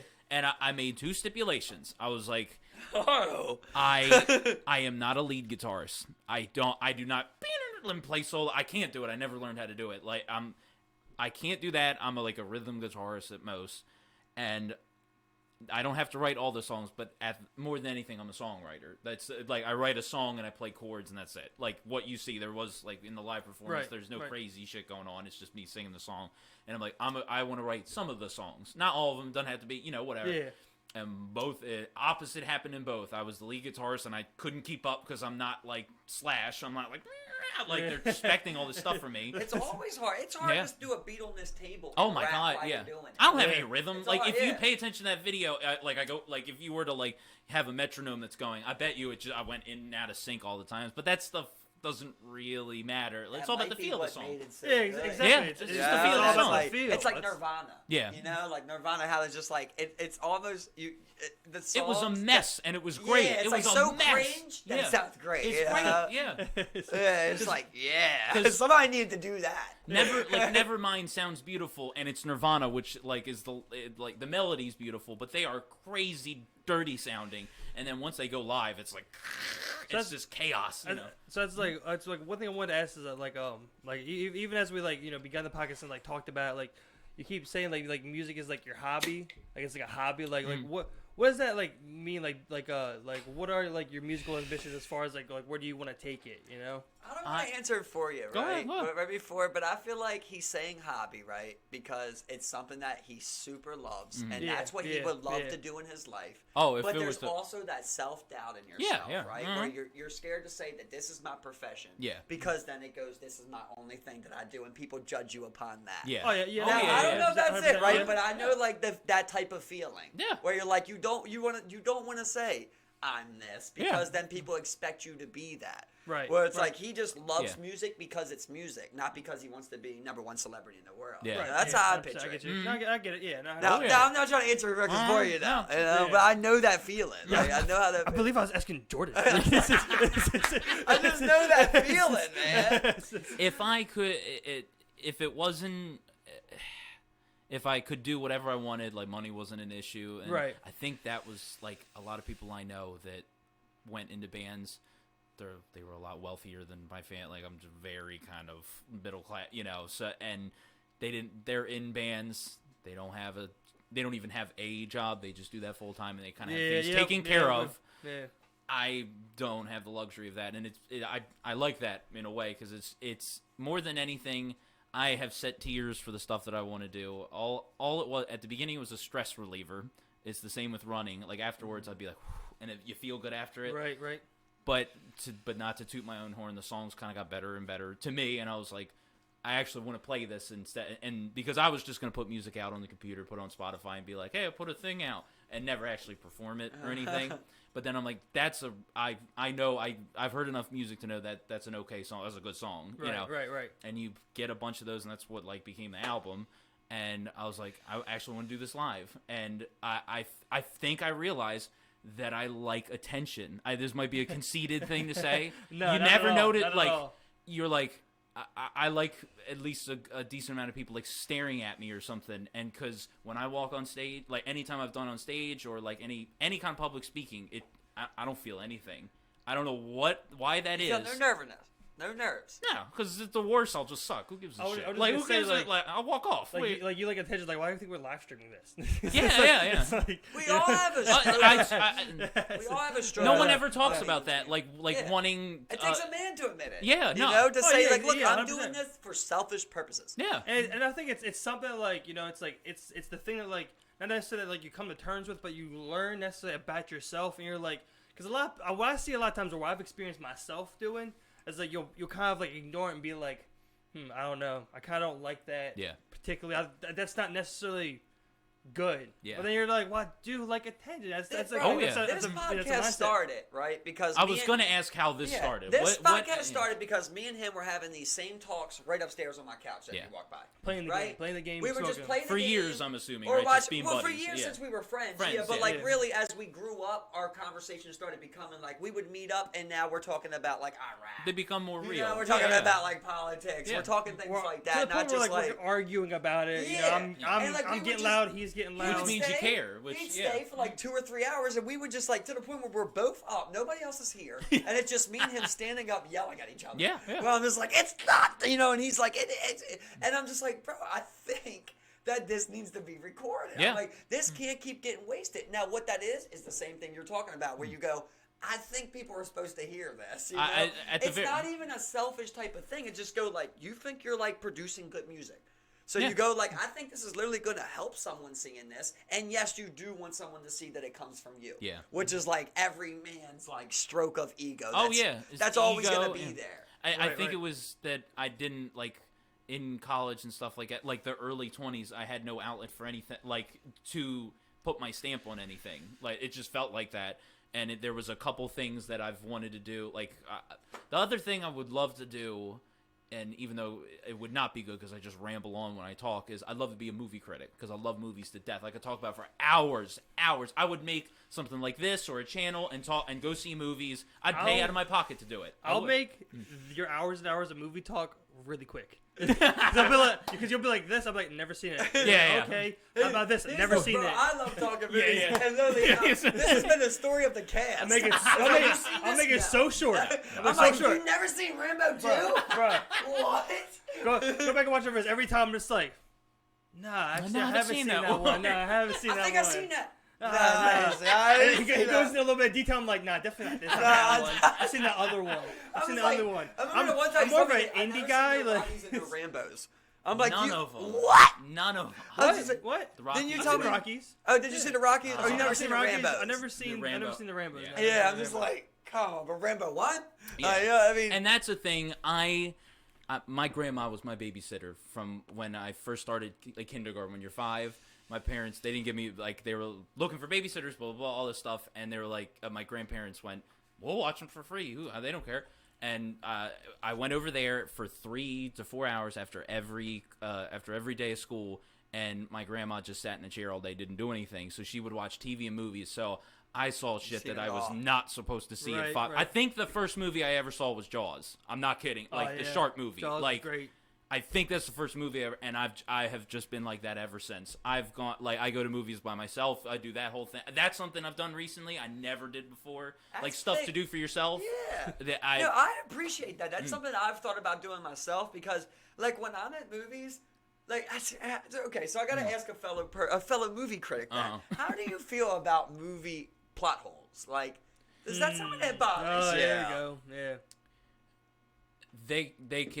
They can ruin a movie if you don't care.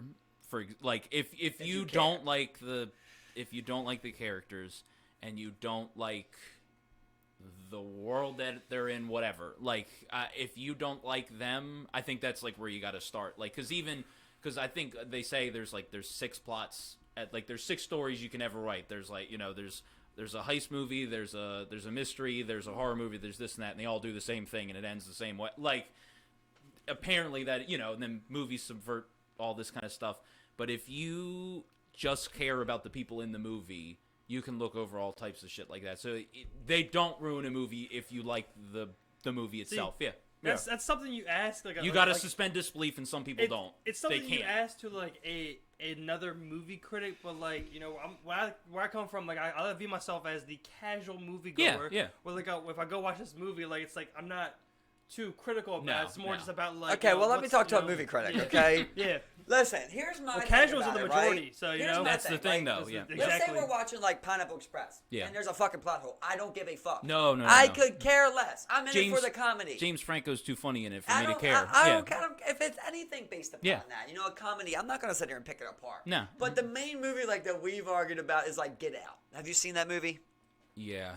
So that's one with a ton of plot holes to me. It's about like it's a brain teaser type of movie. Yeah, you know like what I mean? Weird, so when you have these obvious plot holes that don't make sense, it's very hard for me to buy into the movie concept. I haven't liked it. I didn't like it because of that, and also I can't really like. I don't have much fight a dog in that fight. I have a dog in the fight of Us, which I think is awful. Even worse. That is awful. Even worse. It's I've been through it with so him. preposterous. I've never watched Us either. So okay, yeah. So you understand what I'm saying, right? Get Out, I reevaluated that. I actually kind of like this more than I thought. Listen, because so let's go to a scene in Us, right? Let's go to the scene where the guy's right out front their cabin, right? Yeah. When the whole family's inside and all the guy got is the baseball bat, right? You want to do something? Who comes outside? Yeah. Who comes outside? Yeah. You know what I mean? And he's a dork who can't fight. Exactly. They've set with that up. Yeah. One baseball bat. You don't even know if these people got guns. And he it's comes four of outside, them. right? Yeah. And then he comes in there.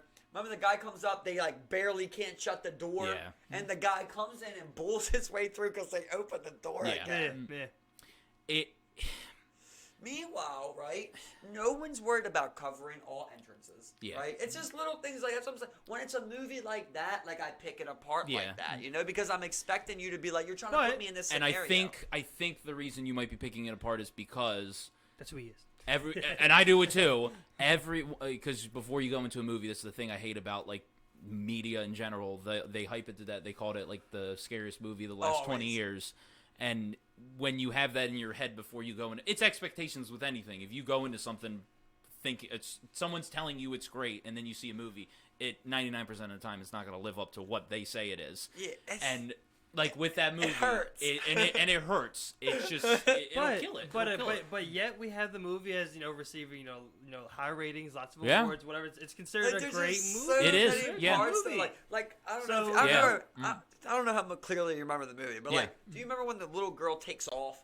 She runs. Cabin, she leaves and she runs away, and the demon one of her follows. Is on the car at one point in the street. Brian, she sees the guy, right? Mm-hmm. She's yelling to the guy. The lady, the demon kills the guy. The whole time she lays on the other side of the car. She's just on the other side.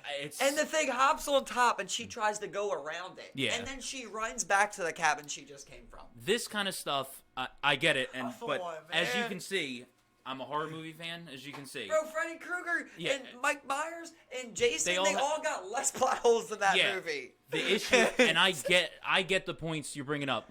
My biggest issues, do you remember at the end when she's standing in front of they went down the subway thing, and now they're in their world. Yeah. And she finally interacts with her mean version of herself, and she's standing in front of the blackboard, in the classroom. And she draws out, like she's cutting up the Hands Across America. That's what the thing at the beginning. They all hold hands at the end of the movie. Yeah. It's like all the evil versions of themselves. That scene goes on for 10 minutes, this close to her face, and she explains the movie for 10 minutes. That shit I can't say. I lost it my eyes holding back my head at that point. You have to show and not tell. You can't. We switched back at that amusement park 25 years ago, and then and it goes on, and it's like someone telling a story, and they don't know when to shut the fuck up. That. And you're seeing the flashbacks of it, and then but I was with my girlfriend at the time. She's going, "Oh my god!" And I'm like, my eyes are rolling in the back of my head. So, and that's the thing, because that just shows you guys are the minority. Because even right there, like at that part, I was so fed up. I was fed up. Man. Yeah. I didn't even care. Like, for example, here's one of the worst ones. Have you ever seen Strangers 2? Pray at Night. Yeah, I've seen it all. Yeah. Okay, so you've seen Strangers 2, right? Yeah. Because that's one of the you don't gotta ask biggest that with him. plot hole movie of all time ever to exist. Yeah. They constantly throughout the entire movie, they do the most predictable shit course. that you should not do. And I'm literally with my girl and her best friend, and they're just like, it's the scariest movie I ever saw. Yeah. I'm just like, oh my It's god. got Casual movie go. If you don't Casual movie? care Yeah. at all. Nah. You know, It's got one good scene. The pool, saying, the you know, pool they scene's don't- really cool. people don't When the care. guy goes into the pool with him, Yeah. that's really cool. I love the There's way a- they shot that. That was really cool. There's a couple cool kill scenes, Yeah. and a couple interactive scenes. And but it's like, completely different from the first one, which is like that's a straight up just like a home invasion movie. besides the knock on the door part. Yeah, and which this is one's like the- had which neon is their colors. best part though. Oh, yeah, Also, yeah. that's their best part. I've told Yeah. you about before. Where like she knocks, she's like, "What's she like? Is John here?" Or Yeah. something like that. And they're like, "Oh, John live here," and then she does it again. Yeah. turns off the light bulb and shit. Like That's a good another. part. That's another movie that just Strange- goes downhill as it keeps going. It's the same with us. Strangers Same with 1, Get Out. though, Strangers 1 was really fucking good. Yeah. Like I like Strangers 1. I was like genuinely scared. And man. with It's that just- movie, I like the beginning and like the lead up to it more than what actually happens. But it's a good start. I also love the story behind how they shoot their friend. Yeah, You yeah. know, It's it's his like brother. good. It's his Yeah. brother who Yeah. comes in. He's It's just a good setup. Like that's really possible. And it's that wasn't sad. out of this It's world. sad, too. You know, It's they're sad. just waiting behind the corner. They don't know if it's a killer or if somebody they called or what. They just shoot them. Bam. Yeah. Yeah, sequels have a tendency to do that. But like that movie Yeah. absolutely killed me when right after the mom died, they murdered the mom and they had smashed all their phones. Yes. At that point, they have one pistol, and there's the dad, Yeah. and there's the son. And there's the daughter, and they're all men up next to that bush. Yeah. And then like this is right after the mom died, and then he's like, "Look, used to go that way and search the house. I'm gonna go back." I'm like, "What?" I couldn't even listen to nothing else. I think they say something. Should we really split up, like that cliche line that everyone says in those movies? Yeah, like, and it's the thing. And I'm splitting up, and I'm just like, your mom just got murdered. The one person with a gun is the kid now, Yeah. who's leaving, and the father's going a different way. This is the stupidest shit I've ever And I seen just in my hate life. when people say a movie like that's well What's- written. What- I'll just bash like- somebody. What's a great movie both y'all would say like kind of like meets all your like check boxes as far as like great movies go? You know, as being the movie guy, I mean, I'm waiting to hear what you guys say, but I like more of like dramatic type of movies. Like I said, More I don't than know how anything, deep you would you go, say but thriller, like. What's your- thrillers, what's you your know what I'm saying? favorite? So like for like Fave dramatic- is hard work. Yeah, you know, yeah, true, Fave's hard, true. right? Because like Fave's like the Fave's the first time you've seen it, or Fave like you could always watch it. Yeah. You know, there's different kind of Faves. But like some of them, like I love a movie like Gone Baby Gone. It's great. It's, Yeah, it's it's like a that great type of movie. Yeah. I like 7 Pounds. You like 7 Pounds? John Yeah. Q. I like 7 Pounds. I like John John Q. Q's Yeah. probably my favorite movie. John Q. John Q's my favorite movie. That's one of the best. I'll say John Q's my scenes, favorite yeah. movie, bro. Yeah, that's my favorite movie. I'm laying on it. But like, if I had to go like from a farther range of that, I'm more of like a Black Hawk Down. That's a great I movie. like, too. you know what I mean? That's a Like good I'm that movie. type. And I'm not a big war movie person either, and that's actually to me That's just one of the better. best yeah. ones. Yeah. Everyone will say like Apocalypse Now, which is a great movie, but it's nothing I'll ever watch on my own. But like I would say Black Hawk Down or like Platoon. Like that's a really good war movie. Especially for the time. Yeah. Yeah, It's a good ass movie. Yeah, it's a good ass movie. I think I was just thinking about this. I think now. I don't know if I call it the best movie. I think my favorite movie ever is Heat. Do you know what Heat is? Yeah. Robert De Niro and Al Pacino. Yeah. I think that's my favorite. I love everything about it, and I can't critique it at all. I can't do that with any other movie. Those I love two are just fire. Though. There's a lot of movies along the lines of that though, because like I do love mob movies too. Mob movies just there's get really me. not a mob movie Mob you and can go cop wrong movies, I with, don't- honestly. Yeah, right? yeah. Like They're Donnie pretty good. Brasco. Donnie Brasco. You know Oh what I my mean? god. Yeah. Donnie Brasco is a great one. Of course, you got Goodfellas. Goodfellas. Scarface is a great movie that I hadn't watched in a long time. Yeah. I rewatched it recently as an adult, and you see so many things you didn't understand before, like No, like no, the no. speech they were given on the drugs. Yeah, Like I didn't even get that part My before. favorite line You know what I mean? is what was he says you can't do anything to me that Castro hasn't done already. Cause Yeah, it's a good one. It's a badass line. Like My favorite one coming was from just Cuba. like- Oh, it's a When great. he's in the restaurant, he's all cooked out. He's like, Just like what? cockroaches. Yeah, he's like, what the fuck you Yeah. looking at? You need guys like me, Yeah. so you can point your fucking finger. Say that's the bad guy. Yeah. Fuck you. That was when Al Pacino turned into the heavy voice. Like he went from. When I rewatched it as an adult, I seen that like if you notice, every time in the chair he's always like this. He's slumped in. He always out. like this. He's going Fuck out. the Sosa brothers. He's so straight. He's like. It's just so funny. I'm a sucker for mob and cop movies. Yeah. Yeah. So, okay. Yeah, the other one, my two favorites, or the two I think are the best, are Heat and Silence of the Lambs. Silence of the Lambs. And I'm not particularly. I don't really care about the Hannibal Lecter aspect so much. Right.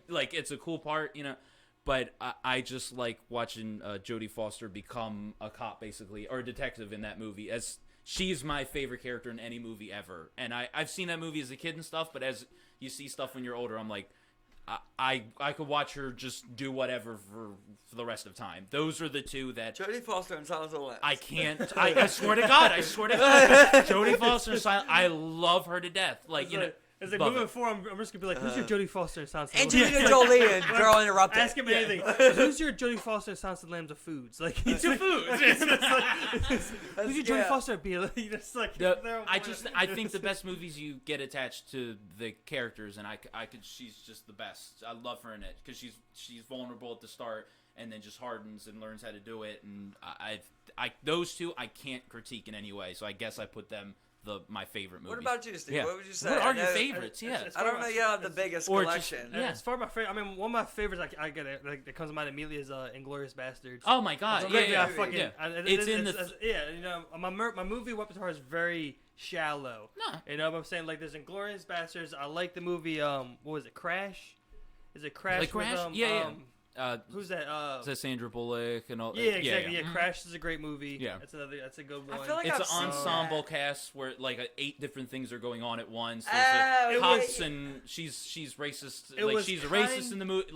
Kind of cheesy. I usually hate Ryan Gosling, but Drive was kind of. Oh my God! Oh, but Drive is a great movie. Top tier. Yeah.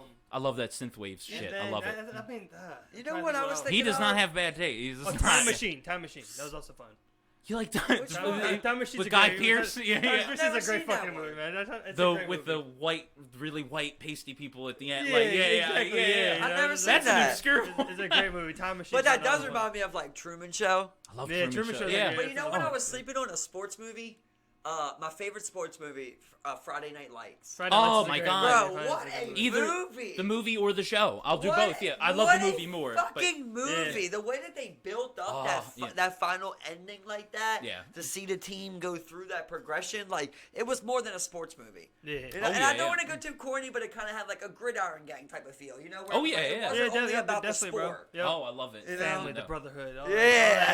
Exactly. And then you could throw in I guess you could throw in Remember the Titans into that conversation, but other than that, there's not many ones that are like sports movies that are built around that type of thing.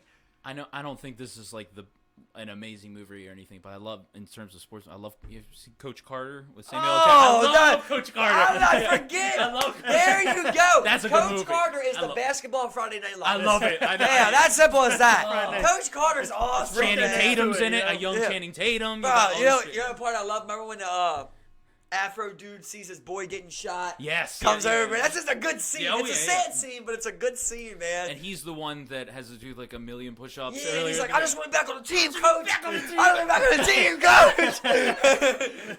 He's like, I'll do whatever. I watched it 1,000 times as a kid. That's a great movie. fucking movie, I watched man. that one. I watched it. I probably watched it more than like once or twice. Yeah. But like, Coach Carter, man. I don't know why that one's I don't go back and rewatch a lot of shit. I don't do that. I'll see it once in my lifetime. I'll completely forget about it. I go back and as far as like so we covered kind of horror, we covered sports, we covered kind of like the action things. mob. We did if we go like on fantasy type of shit like that. Avatar, 100%. Avatar? Man. Yeah, It's always been my go-to, man. I've been waiting so many years for part 2. Coming out. They keep pushing it back. Now it's going to be next year, 2021, December, and then they're going to do 3 in a row, I believe. Or it is going to come out next year. Yeah, next year. I'm actually more excited. I just thought it was okay, and I still think it's I know. Funny. Yeah. I saw an article. Oh my bad. No. Go ahead. Go ahead, man. I was gonna say, like, it's funny. I saw an article recently. It was like someone reshared it, it was from like 2011. They were like, Avatar 2 and 3 is scheduled for 2014 and 15. I'm just like, and they just kept pushing they it have back. no idea. They have zero clue. But I feel like that like really just shows the in depth that they're going into that movie. Because part 2 is supposed to be about the underwater life. Yeah, I was gonna say I'm more interested in that looking world. So it just seems like than even the one we saw, which is I love the technical parts of it. I do. Yeah. Just like with a game, wouldn't you always rather than push it back than to release a product that wasn't worthy? Because it's always not finished. Yeah, it's always done work right. Avatar 1, let's talk it, right? Because obviously, so you're not a fan of it. The storyline is nothing. To me, I couldn't even focus on the storyline. I thought it was corny, right? I didn't care. I just thought that the director and the creator of that fucking movie just did an awesome job. It's James Cameron. It's James Bay, right? James Cameron. Yeah, the guy who made Titanic. Yeah, he made Terminator. Terminator's the best sci-fi movie ever. The first, I thought not it was Terminator James 2. Bay, Transformers.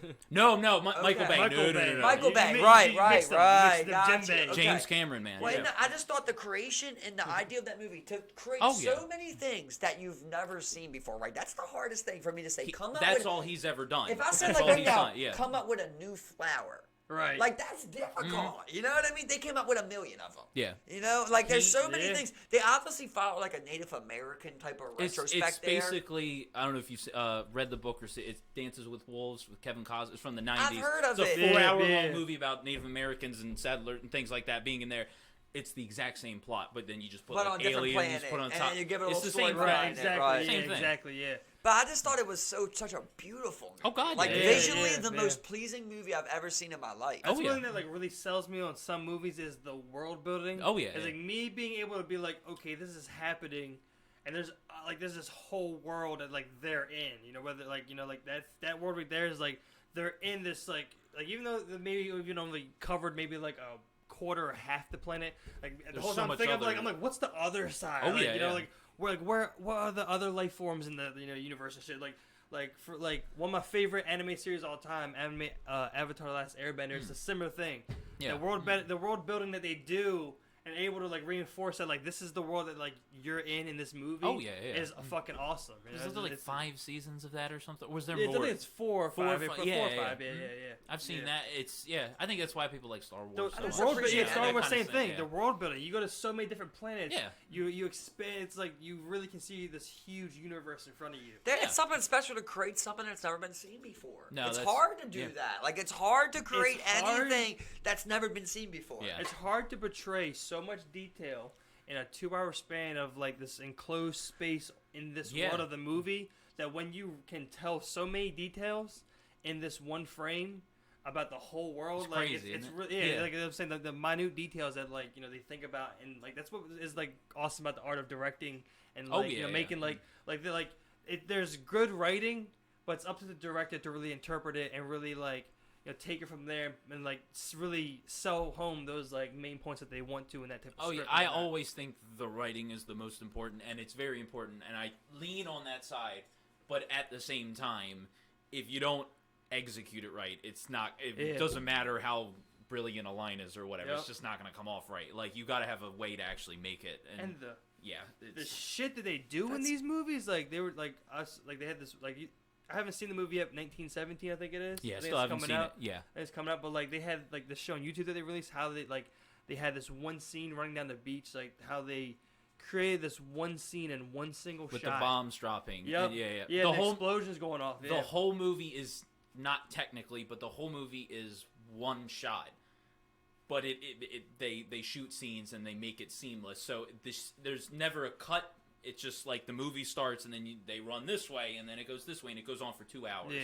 There's a lot. It's a kind of thing that's been happening in the past like 5-10 years. It's a trend of one shot movie where Birdman with Michael Keaton, that artsy movie, like that is technically one shot. They don't like it's just one thing that goes on for 2 hours and they never say cut, like, and it just goes and goes. It's the same thing with this, and I watched that. That was unbelievable. Yeah, like how choreography. I wish I would have got to see that because I do appreciate that. And that's out in theaters now. Because like I seen that like when Downey was on Joe Rogan podcast, like he was Isn't that crazy? Wow, like, saying, and he went on there like. Yeah, but he was literally saying like in the Avengers movies they don't even dress up, bro.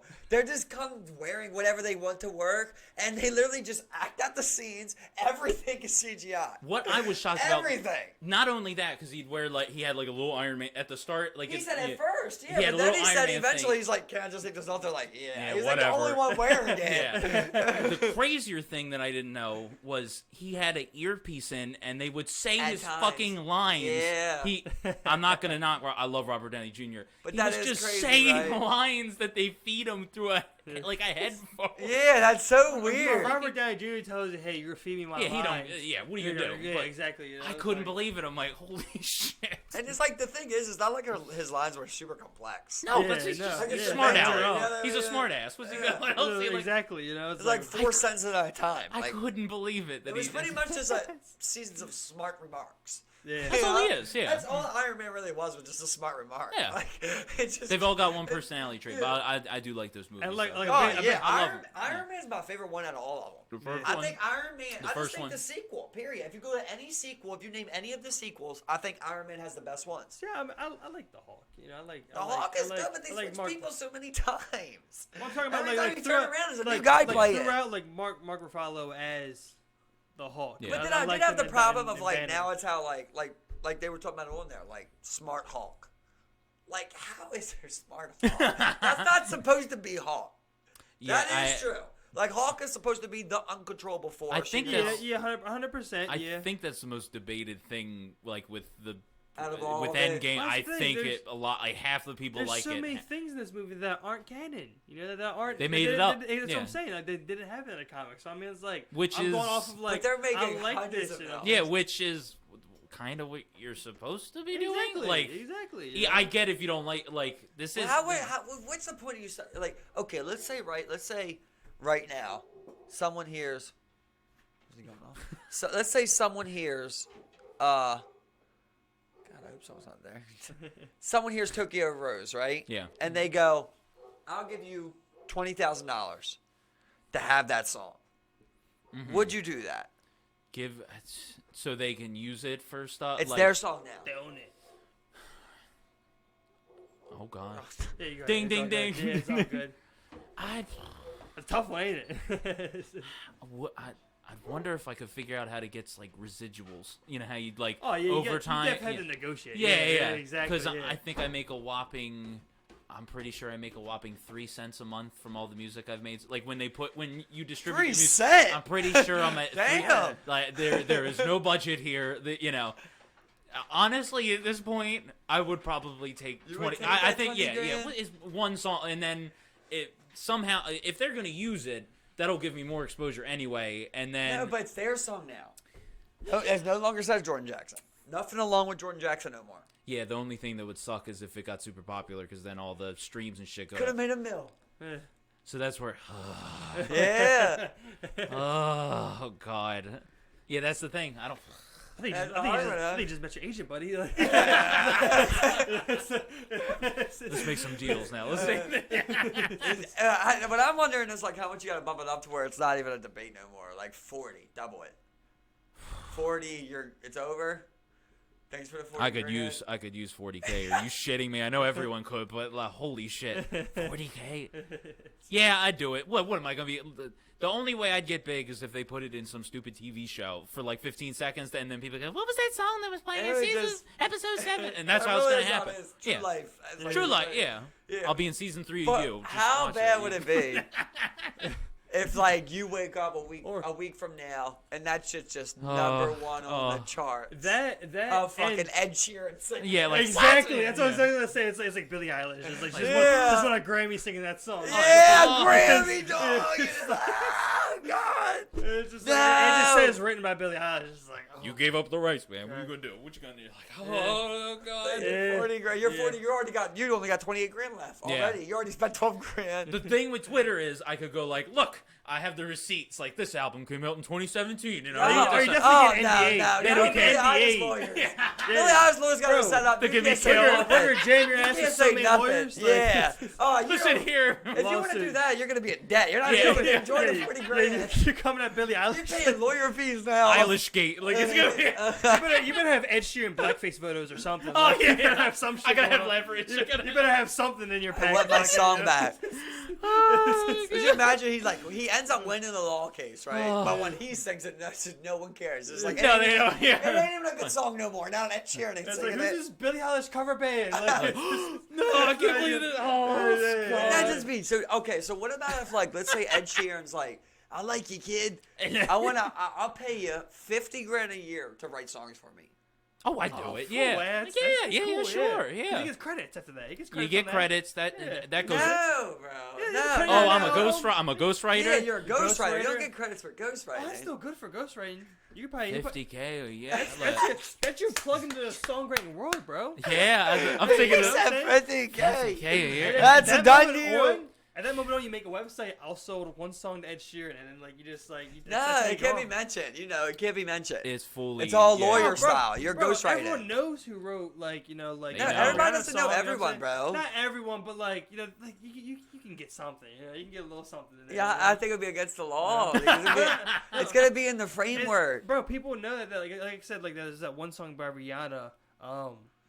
Let's say like BB or someone. Yeah. Like someone wrote that There's song. a couple songs like that. There's a couple people like that. That's what I'm saying. You can work it that way. You know what I'm saying? There's like the same 16 people write all the pop songs you hear. That's what I'm saying. If you sell anything to anybody, you just make sure you're like, look, just remember this. Just a mention. Just a mention. Yeah. At me on Instagram. Like that would. It's like, okay, then that's what you get paid in. I would totally.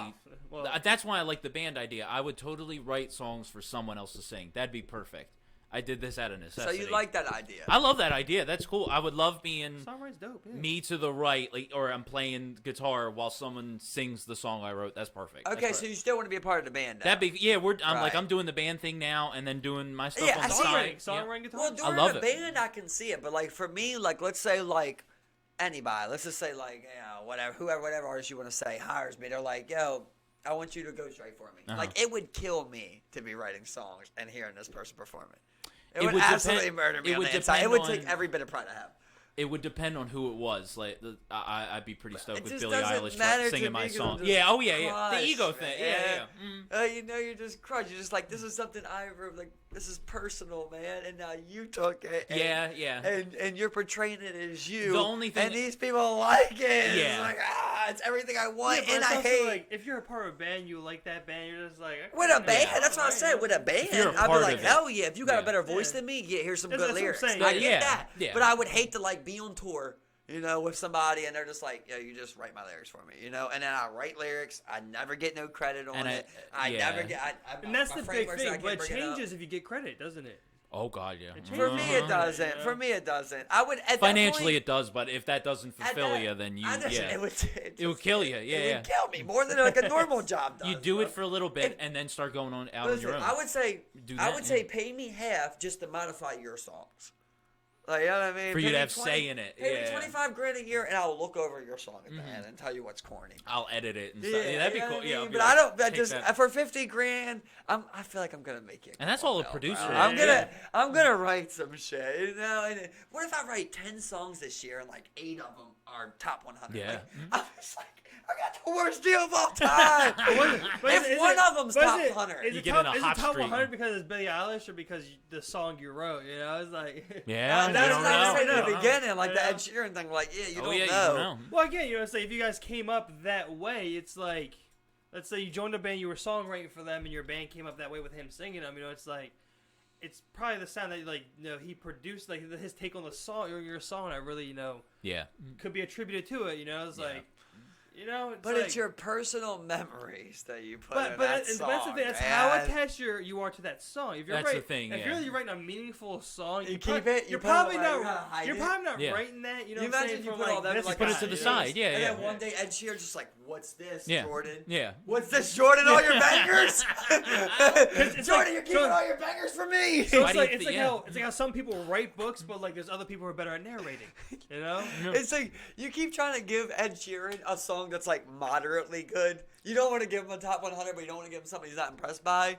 But every time you do, it's a banger. And then you're looking at your suitcase full of songs you kept, and you're just like, I don't even know if these are no bangers anymore. Yeah.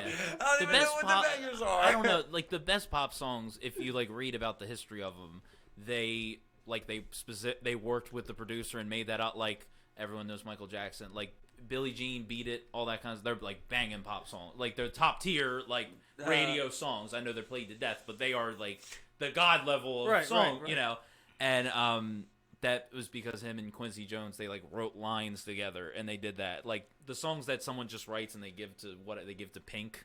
And then they just sing it. Do you know any Pink songs? Yeah, I do know a couple Pink songs specifically because I remember when she had her little hot moment. She had a thing. Like I always remember this one song called "Mr. President" that she wrote towards George Bush.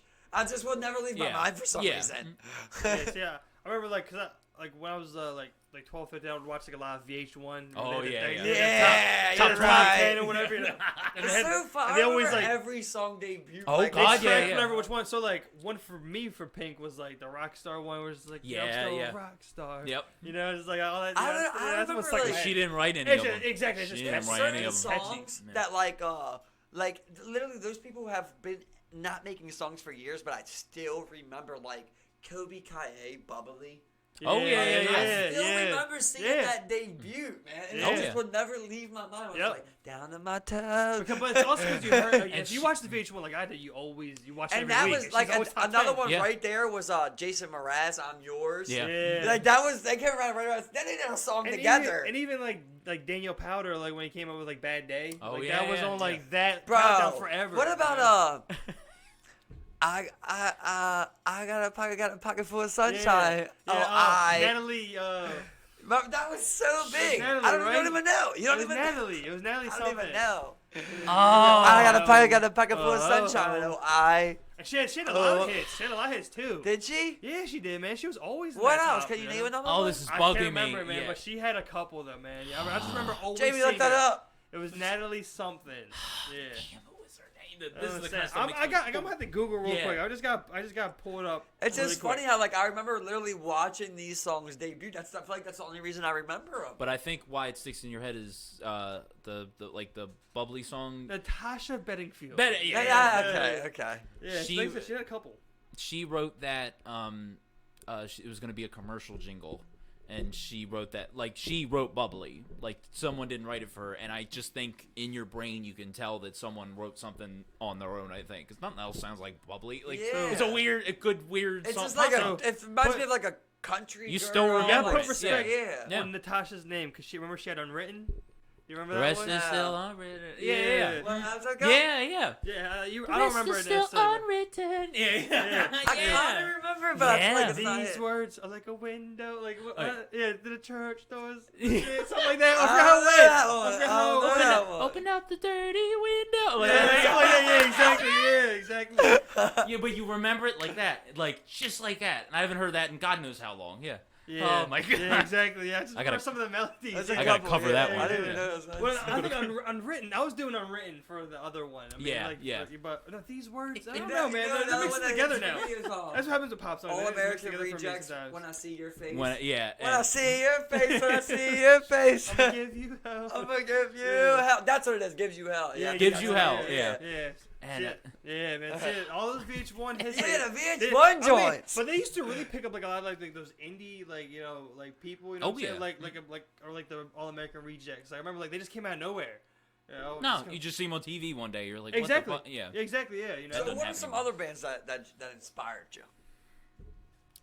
I like Oasis just just because I love it's the two brothers. The singer is the younger brother, and Noel, who I kind of like. If there's one songwriter who I kind of identify with the most, his kind of first chorus, the way he does it, I've always kind of looked at from a distance. And I met him at a solo gig once, was cool. That's it's cool.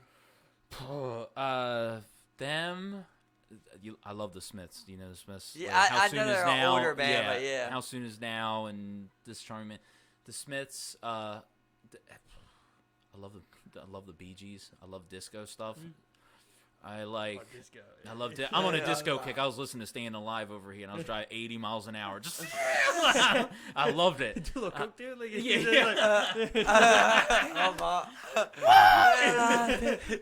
just down here, like you got 2 stars on GTA. I'm looking like Scarface. You're riding like an 8-hanger bike. You're down here. Just like,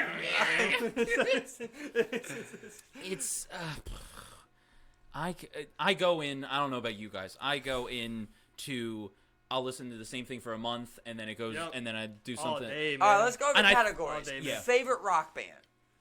Current day. That's tough for me. Yeah. I don't listen to a lot of. Let's just not say it's got to be today, but of this generation. How about that? Who do you guys like? Because it'll spark something in me. Yeah. Because that's not the music I listen to now. I listen to a lot of modern day. Yeah, well, like for me, like I don't know is... how old school we're going, but like this generation for me is like Foo Fighters, top band for me. Oh, love them, bro. Yeah, I was like, love them. If I gotta go a little more like modern. Yeah. Like the closest thing for me would be like I guess like what were these like rock, I guess but I mean like a Day to Remember. I mean that's like a little more recent. Yeah, that's a little hardcore. Yeah, exactly. But it's like under the rock kind of genre, subgenre, genre.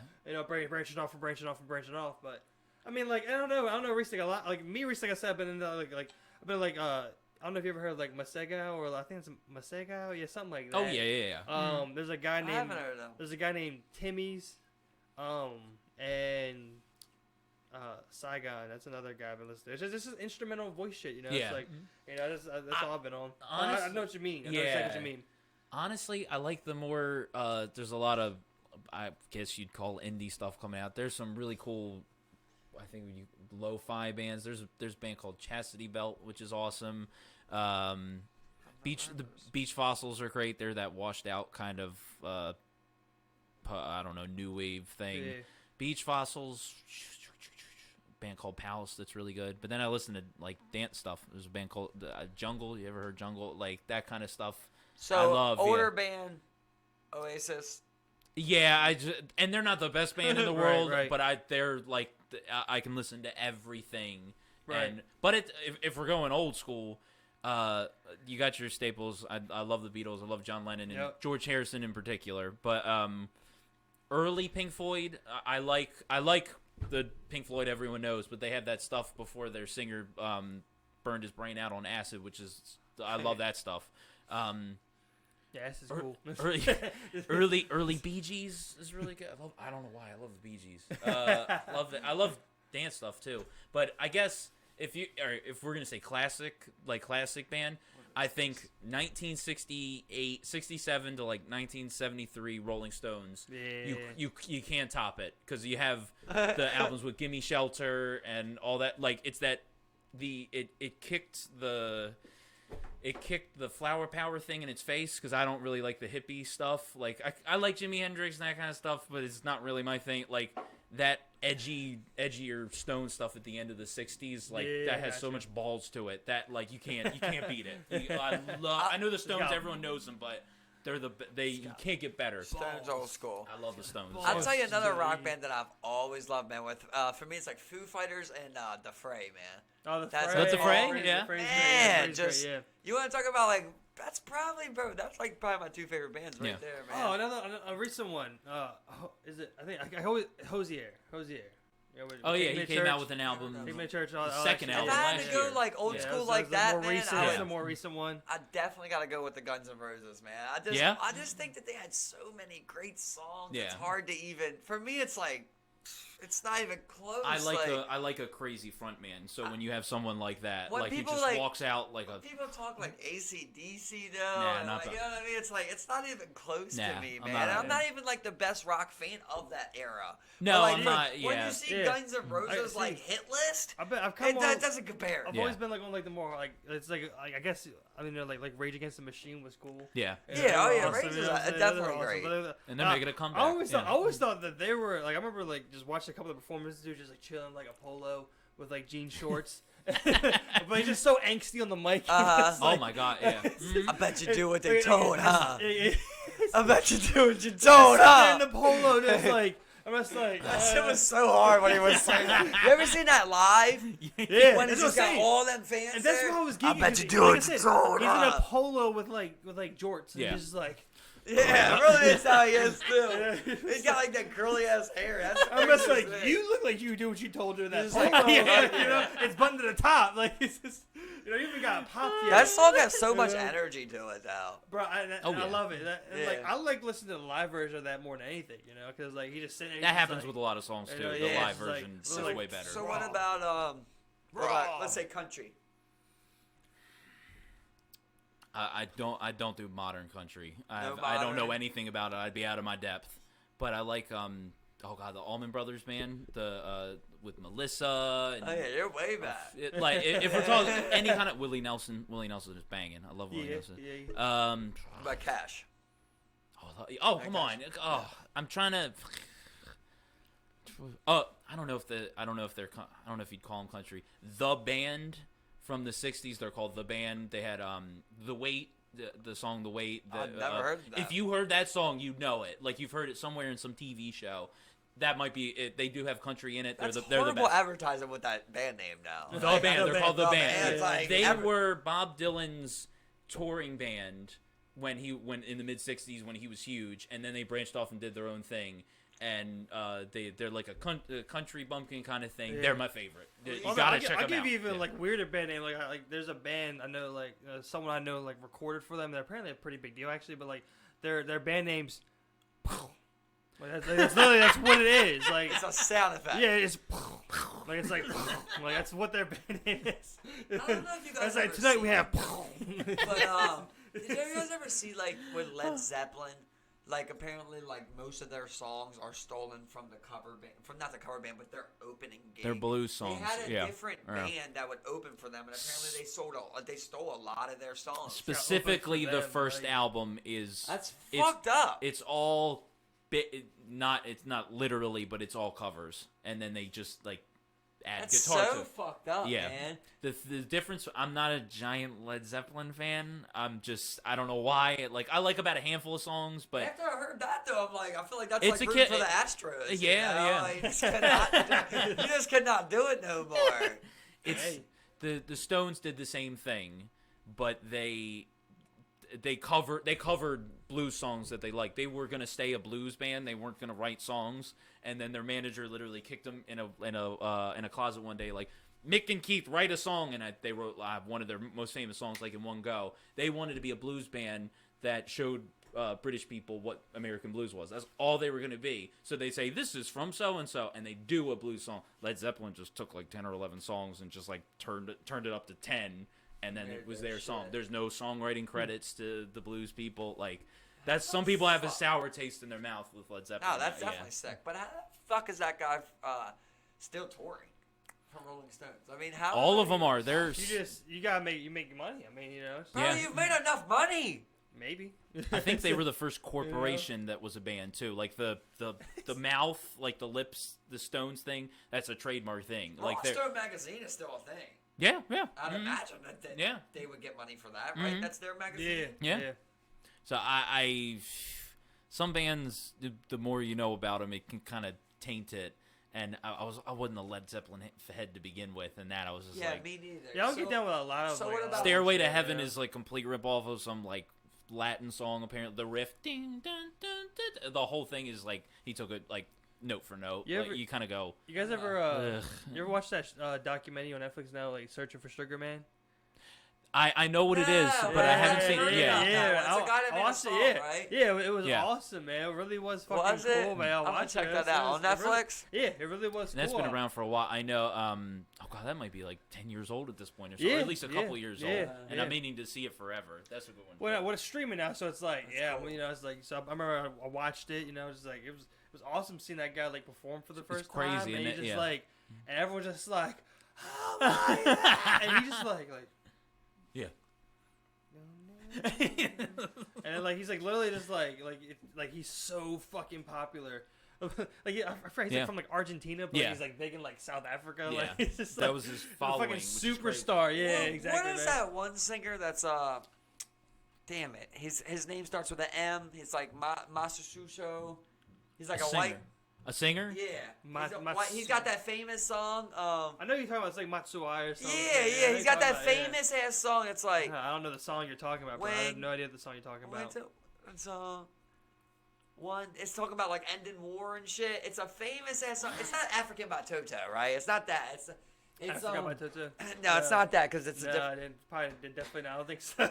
Damn it! No. It's a guy. It's the name you're talking about. Yeah, it's the name you're talking about. It's like there'll be no more war. You know what I'm talking about? Yeah, damn it! It's kind of like a Bob Marley type of song. For real? This might be a blind spot for me, but I love. He's newer, definitely. He's not like the newer. But he's an older dude.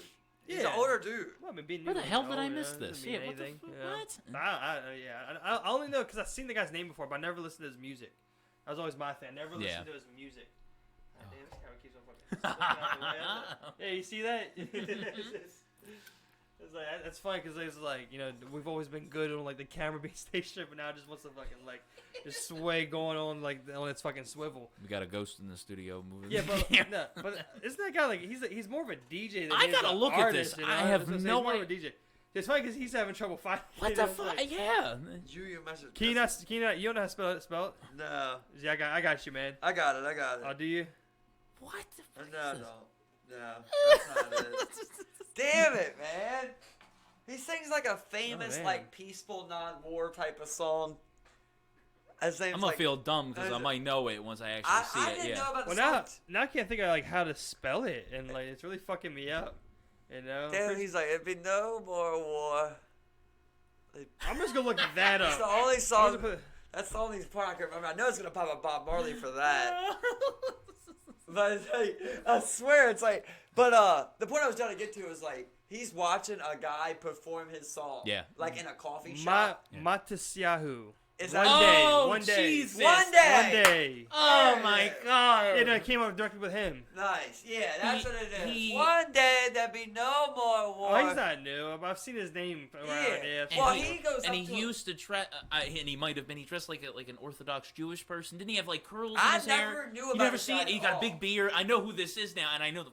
I never knew about this guy at all until I seen. I was like, got into a YouTube hole of like singers that real like singers came up while they were singing their songs and shit. And this guy's in a coffee shop, this Hawaiian guy, and he's singing that One Day song. He's been around since that VH1. I first saw him on the VH1. Okay. That guy comes up and he starts singing with them. He's just going off. He's singing his song. Yeah, I know what you're talking about. I know we're on the same page. He's like, one day, and then at the end, the guy's like, "You got a great voice." And he's like, "You know who wrote that?" And he's like, that guy's name, and he's like, "You know who that is?" He's like, "Oh, you wrote it for him?" He's like, "Nah."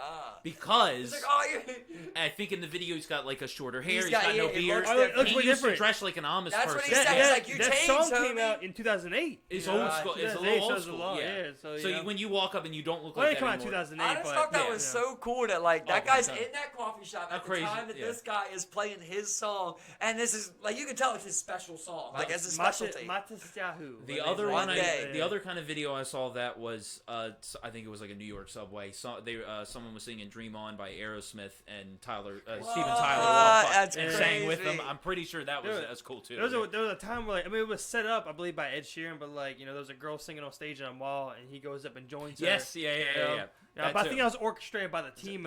I seen one that wasn't orchestrated. It was a street performer in will.i.am from Black Eyed Peas. He came up and they were performing. What's that hype song they got? So awesome, man. A Black Eyed Peas song? Were they doing a Black Eyed Peas? Yeah. It's Black Eyed Peas. Man. It's like I want to jam. I want to jam. I want to jam. Was it It's like best night ever. It's like tonight. Oh God, yeah. Damn it. What is that song called? Damn it. Do it again, like. It's Black Eyed Peas, right? And it's like it's about like tonight. Yeah. Yeah, I forgot what it's called. Best good night. Yeah, tonight's gonna be a good night. Yeah. Good night. Yeah. I got a feeling. Yeah, I got a feeling that's what it is. There we go. You work towards it. This is what Siri tries to do when you go, Siri, what's the song that goes, no. Just Siri's going, what the heck is he saying? It's the song that goes C note. It goes to this. Siri's How dumbfounded. musicians be for just no reason at all. No, yeah. What's the song that goes G note, C note, G note, B note? Oh man, it's like a spark. Oh, dumbass Siri can't find it. Hey, what the hell's going on? You're always looking at like Jason Mraz, I'm yours, Siri. Dumbass. It's like SpongeBob predicted this. It's like beep boop boop bop. Yeah. It's like, no, you mean the song that goes boo boo bop? Yeah. Boo boo bop. Like Boop, boop, bop. it's just, How do you guys feel about Siri? Would you have one of them in your house? It's not turned The on. Echo? Alexa. Would you have an I turned it I mean, off. Alexa, and then like okay Google You turned shit. it off? Yeah, because I hit it every 2 seconds. It goes "Boop," and it comes up. What question do you want to ask? And I completely turned it off. Yeah, like, no, I'm good. I've never used it in my life. I'm not sure why you would need it. You know. I don't, Kids like it though, because they can be like, play this song. Alexa. I've never seen like actual functionality. Well, you can do it at work, like in your middle of something. You just talk. No, out people have it at like their houses. Yeah, that I think it's. And then you're like, they what's could the do- weather for the day, I think Alexa? it's But I mean, they'll be Yeah. like, Alexa, set the. I want it nice and warm when I get home. I'm like, setting the heat. Can they you do know? that much? Yeah. I didn't Oh know God, they yeah. did all integrated. Your that. house Yeah. is if It's you've integrated. How do man. you sync your house to that? Oh, that's what they designed Alexa like around. Where like especially with OK Google, you can sync it in with your smart. Because that's the whole thing. Is like with smart homes, you have the smart like temperature. Oh, you have setting a and smart whatnot. home. That's what I'm saying. Yeah, that's what I'm saying. Like most And newer, Bluetooth connects? yeah. I think That's it's all crazy. Bluetooth. Yeah. Well, it's either that or like like your system runs off like the Wi-Fi and your thing connects to the That, yeah. Wi-Fi, so it just connects it all into one Wi-Fi. You guys connection, remember you know? that Disney movie from back in the day? The mom is the Yeah, is Smart the House. house. Smart house. Smart Smart House, house. yeah. Smart House. Smart House, It's, yeah. it's the woman from Sons of Anarchy. It's Yeah, it Jax's is. Mom. You're Jax's right. mom. It's Sons of Anarchy. Remember Yeah. she like starts taking over and shit? That Yeah. was a good ass movie. There's so many movies that came around that time. Remember the movie where they made the guy blue? Yeah, What Big movie? Liar or something. Big like, Liar, yeah. Big Fat Liar. Big Big Fat Fat Liar. There were so many Steve- movies who's that that? came. Frankie Muniz. Frankie Frankie Muniz. Did you know? Yeah. Trivia. He has a disease that every few years he starts to lose more and more memories from the past, Yeah. and he does not. He was on Malcolm in the Middle. He does not remember it at all. Oh, Yeah. He I've has seen that. no idea. But Yeah. that comes from race car driving. Is that what that He's is? a Yeah, race car yeah, he driver was that driving. crashed too many times. Oh, Jesus. And that's why he has that loss. Yeah. Yeah. He said he can't remember any No, episodes. he's Yeah, of yeah, Malcolm in the it Middle. was like a huge Malcolm in the action or Middle's so something, yeah. great, man. Yeah, I One of the love- best shows of I all time. love Malcolm in the Middle, man. man. Malcolm in the Middle, especially because of Bryan Cranston, another iconic dude. Great The- guy. Great he's been fucking- putting out bangers ever since. Yeah, exactly, man. Like, Who'd have thought he'd be who he is now? Yeah, you know exactly. what I mean? yeah. Like, Well, I mean, you talking So like cool. one of like the greatest character progressions you've seen is like you All know, of them. him and exactly Stewie, man, like, was it Yeah. Stewie or it was Stewart? Right? Stewart. The youngest. in Breaking Bad. No. Oh, Not in the middle. Okay, well, no. Jesus, I was No, thinking it was Breaking Bad. Stewie. Malcolm. You've got- Dewey. Dewey Dewey, with the yeah, big Dewey. ears. Yeah, That's what Dewey. it is, yeah. It is Dewey. That's just a great ass show, man. Oh yeah, man. You Was know it what Three else was- Brothers? It was him, and then the Yeah. brother always got in And then, trouble. That's right. and then all- eventually they had the younger brother. All that yeah. stuff kind of came around at that time. You know what else came around at that time? Holes. With Everyone Shia after After LaBeouf. that, Holes was way after Malcolm. Was it way after that? Was No, it? no, it It wasn't was way just after, kind of that yeah. Disney type Holes of is one thing. of my favorite movies of all Yeah, time, bro. man. Bro, I read We- the book to Holes. I can't say that Yeah, about any other yeah, movie the book too, ever. yeah. We got spoiled as kids, I think. Yeah, like the man, we got some movies and classics TV on that shows. Disney Yeah. for Oh, sure. man. Kids oh. shows now can't compare. What do you like? Even if you're like Well, more of a everything- Disney, the Nickelodeon or whatever, like nothing compares. It's like to They it. were fuck just both allowed those to do Pixar. bullshit. Even just or the movies. Fuck both yeah. those Pixar. Like, yeah. We were Oh, bro, spoiled. Toy Story is literally just a Yeah. classic to me. Yeah. It's like it's Toy Story 1.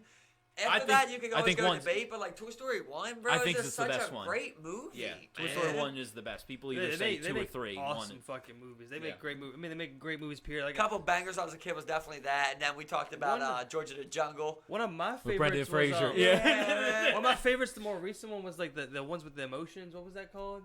Oh, Different Inside emotions? Out. Inside Out. Out's That a good- was a great I didn't see fucking that. movie, man. That's a good You're movie. inside the girl's head, and you have Anger, who's played by Lewis What? Black. Anger, joy, Joy, What's Amy that? Cole- Anything? sadness. This is a.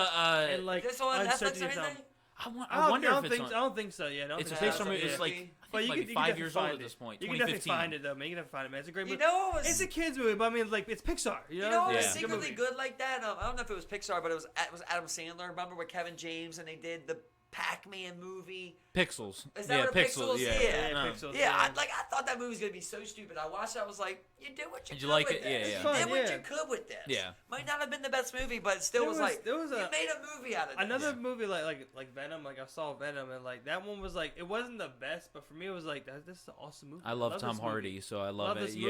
Yeah. I haven't seen that yet. Venom for me, I'm just spoil. Venom. I'm just like it's nothing like the comic book. I'm just like, No, it's completely different. Like 180, nothing. Like, but it's like nothing at all. Like it's complete opposite of like what like the Venom like is. Yeah. And so like what Venom's supposed to be, but like the movie is not. It's not a Venom movie. No. It's a Tom Hardy movie. Yeah, no. Bro, yeah. I literally Which watched. I watched a movie of Tom Hardy where he was in a car for an hour and a half. Lock. I know Yeah. that's a good movie too. It really was a good All movie, that's- but like he literally nothing but Tom Hardy in a car. He's talking on his phone, like his wife. car phone, and is all this stuff's About going on. cheating Yeah, about and shit, cheating yeah. and stuff. And He's got so many bangers. It ain't even Oh my God, funny. Tom Hardy's one of the best. that. You ever see The Drop? With like the crime movie from I he's know- got a I know dog. what you're talking about. That's a good movie too. I love. What about the one where he's got the twin brother? Are you talking about Warrior? Don't make me cry. No. Oh, that's the UFC Legend. one. Legend. Legend. Yeah. Is that what it is? Yeah. Remember when He's like, the he got he the played crazy brother done in the mob? the Cray brother. yeah. I love the part where he's just like he it's goes the into the Cray restaurant and the guy pulls out a hammer. He's like, he pulls out a gun. crying. He's like, For a brought a fucking hammer. shootout. And he leaves. He's just like, I came for a proper fucking shootout. Yeah, he's got his hands in his Great. pockets like this. Then he leaves and comes back. Just ready to throw a hand. the whole time. And if you Great see, fucking movie. if you see, there's some interviews with those two brothers, and he's got the list that he got it down to a science. Did Like he he got really? him down. Like he's The part he's where they fight is awesome Yeah, too, when man. they- They just go to work. Yeah. I never seen the UFC one where the Warrior, but Oh. people have told me to watch that over and over. I'm a very casual like UFC person. I know it, like I watch it when it's on. Like I don't know it super deep though. I've really got into it just by watching podcasts with Joe Rogan, that whole thing. Right. But that movie, Jesus Christ, like that has one of the best. Like I'm a sort of a crier in movies. If it hits me hard, I'll just let it out. It'll hit me. That ending of that, I'm not gonna It got spoil. you? That's one of the best endings Name ever. some other movies that got you.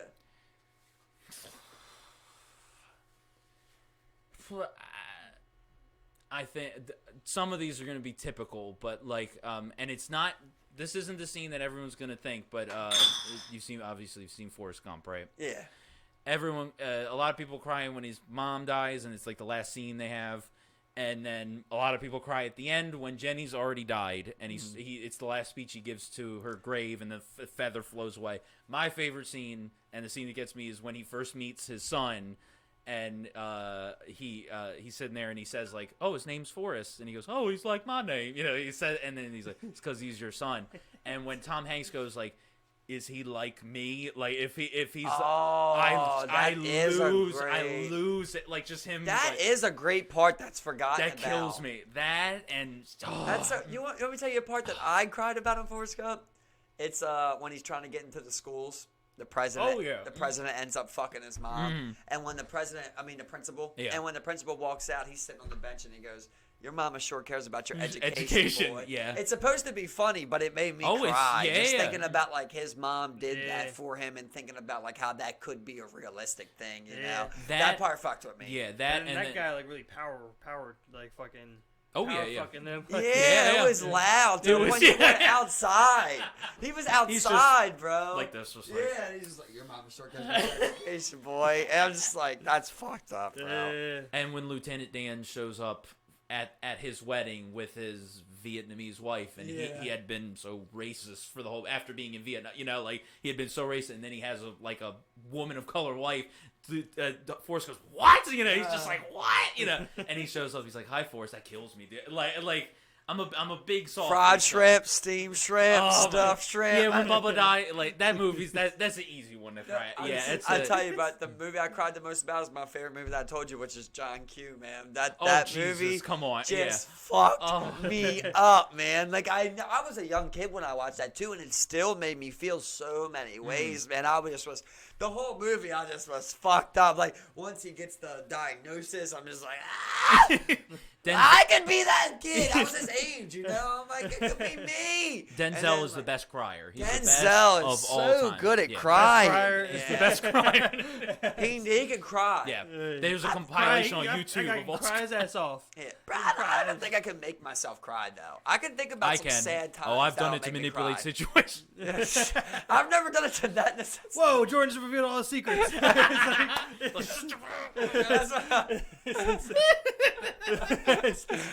It's like next time someone catches his ass crying, it's like. For me, Wait a minute, yeah. I've just had times where like I'll see something and then it'll translate. Oh yeah. Yeah, like you know the weirdest thing, like when I was in, I don't like shit, but I was at a hotel, and when I was laying down, like I'm just sitting there, bro, and I randomly watch a KFC commercial.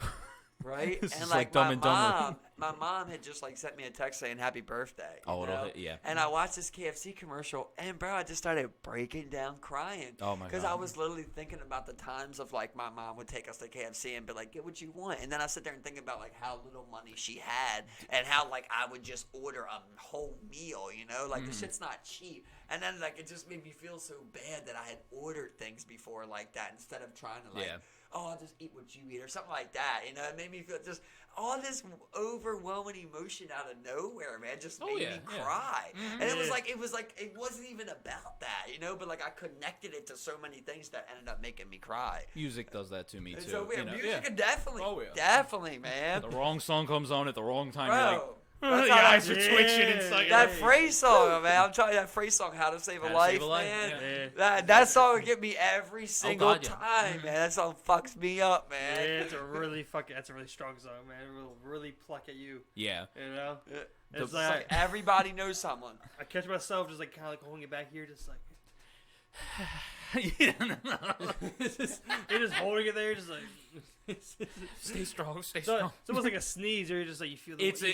You feel the outwarm, but you're just like your face is crunching up. It's just so crazy how it works. Like for me, it's like I can hear someone died, and like that might not make me cry, but like I remember the other day I'm watching Impractical Jokers, and like they were adding a fee onto the restaurant charge of like a messiness fee of like $15. And like this mom comes up with her daughter and they both get charged and like she comes up ready to pay for it. She's like, I never heard of this before, but I'll pay for it, whatever.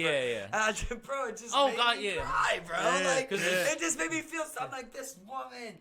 And it's like they ended up paying for a meal and like giving her $10 or something, which I thought was cool. But like at the time, I'm just like, she was really gonna pay for this. You know, she won't judge even in that moment. She won't judge. Like, especially if it comes out of nowhere. Like I mean, it's more personal. Of course, you'd be like, well, of course you would probably cry, Steven. Yeah. But I remember like my dog Jade, when I put her down, like you know, I kind of had the whole idea when I was going. I was just like, all right, this is probably gonna be the diagnosis.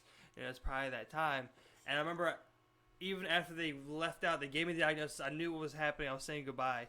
I was fine up until when I had to go tell them what, you know, I've decided. It was just at that moment where it was just like, it just came out of nowhere, overtaken, just like, where it's you're like, about to make me my voice is breaking. I'm just like,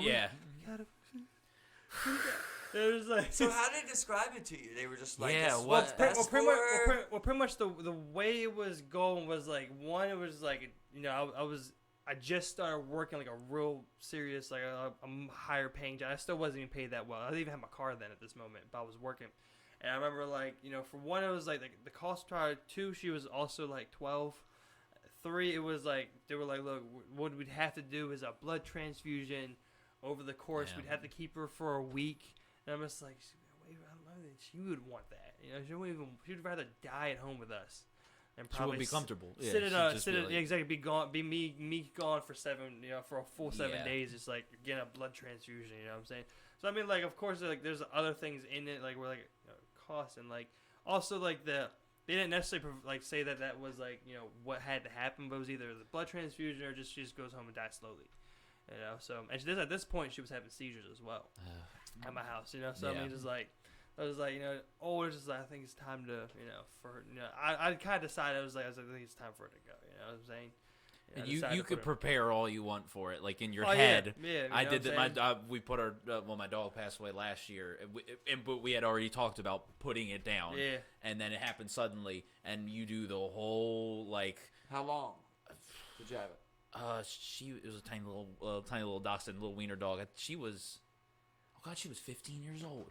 Yeah. That's way like a dachshund's supposed to live like 11 or 12 years. She lived way longer than she was supposed to. Yeah, and you can get the whole thing in your head like I'm gonna go to the vet and say all this stuff, and then you fall apart when you do it. Like you can prepare for certain life stuff all you want, and then when it comes, you just I don't even like thinking about that. Yeah, I know, man. I know, especially bro. Which I think is like Dom just it makes me want to fight. You know what I mean? Like that's how angry it makes me just thinking about that. It's like so like I'll probably the last man, I'll be so wrecked. The last time I had the last time I remember crying at least recently in like 2019.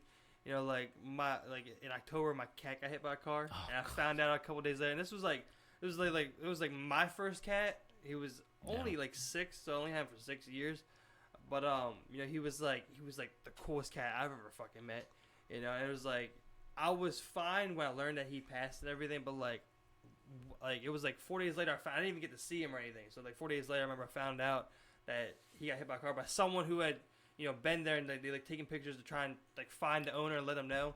So I found out, and I remember I didn't cry until like the next day when I went to where he was hit, and I was just like, I just started bawling, man. As soon as I got there, I got out, and I was just like, start bawling, man. Sometimes it doesn't happen automatically. That was my man's. That was it my hurts. He doesn't say, That's what sucks because their lives are so much shorter, man. Yeah. Oh yeah, 100%. You're just like, man. fuck, man. I think about my dog like now double digits. Like, they can only last but so long, man. It's like, just want to make his life the best that I possibly can. Is this the first dog, too? Like, the first one you I've ever had other dogs, but I've never seen them through their entire life. My mom would always get rid of them. Yeah. When we moved or something like It's that. different when you're older, too, man. 'Cause you get way more. But, like, I seen this dog come out of his mother. You've seen the start. I seen this dog from his beginning. And now, he's 11 years old. It's like, fuck, man, like, God, I just want to do everything I can to make him happy. Yeah. Just like, but I can't imagine. It's like, it literally is like putting down, a sibling, it's like putting down a sibling. It's like, I mean, like, man. normally, like, most of the times, that's what will happen first before the dog ever passes naturally. Yeah. Or, like, whether, naturally or, like, any other type of disease, Bro. Usually they get some type of terminal disease, then, people who can't make the call, and I see the dog suffer. Literally, I see it all the time. There's a dog downtown that just walks around with like huge tumors, like all over the leg and back and shit. Bro, I know a dog like that. It just can't let go. Probably has a huge tumor on its side, and you're doing this for you. They're just like, that's all. But again, like it's not that I get it, but I see it. And I'm like, I see how someone could not be able to do that. Yeah, people have problems doing that. Yeah, but like I picture like even if my dog had that, like I could definitely see being like, well, if you're not having seizures, you're not like you're still moving around. Oh yeah, your dog's healthy, bro. Yeah. Dog's healthy, man. No, I'm saying if he did have, you know what I mean? If he did have like a tumor, on him. And you wish they could just say.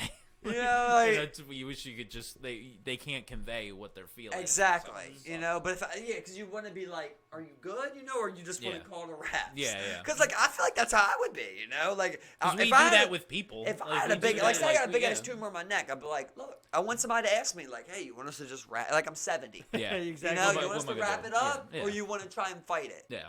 I'm just like, you know what? I had a good ride. Wrap this shit up. Wrap this up real quick. I could say my goodbyes on my own terms. Yeah. That's a big thing about death. A lot of people don't get to say goodbye. No. Like it just happens. Yeah. You might be 45 or something, just gone out of nowhere. You didn't even write a will. Or just some type of tragic accident, exactly. Just tragic accident, some crazy shit like that. Yeah. What of course everyone's been reminded about recently, but I mean, it's just like, a yeah. lot of people don't get the opportunity. They do not at all.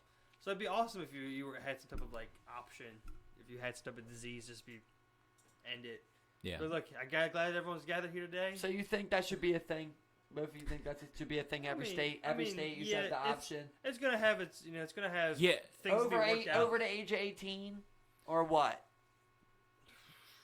What if someone's like 19 and they're like, I want to die? So it's different I think it's different when you're younger, you know? Cause yeah, the I guess what I call like the liberal side of me is like you should be able to do if there's anything with yourself, anything that you should call the shots on. If there's at least one thing, it should be like your skin and bones. Your like, body. At least that. I like, agree. The property is one thing. This is another. Like at least skin, bones, boom. Right. But at the same time, like you could just. That person might just need help because everyone's been in the pits of whatever. But I mean, like, and then they can come, but they can come back that from person. Just like it's like no, I want to die. Like, yeah. Some people really are like that, but yeah. some people do go through a process where it's like if you just say, look.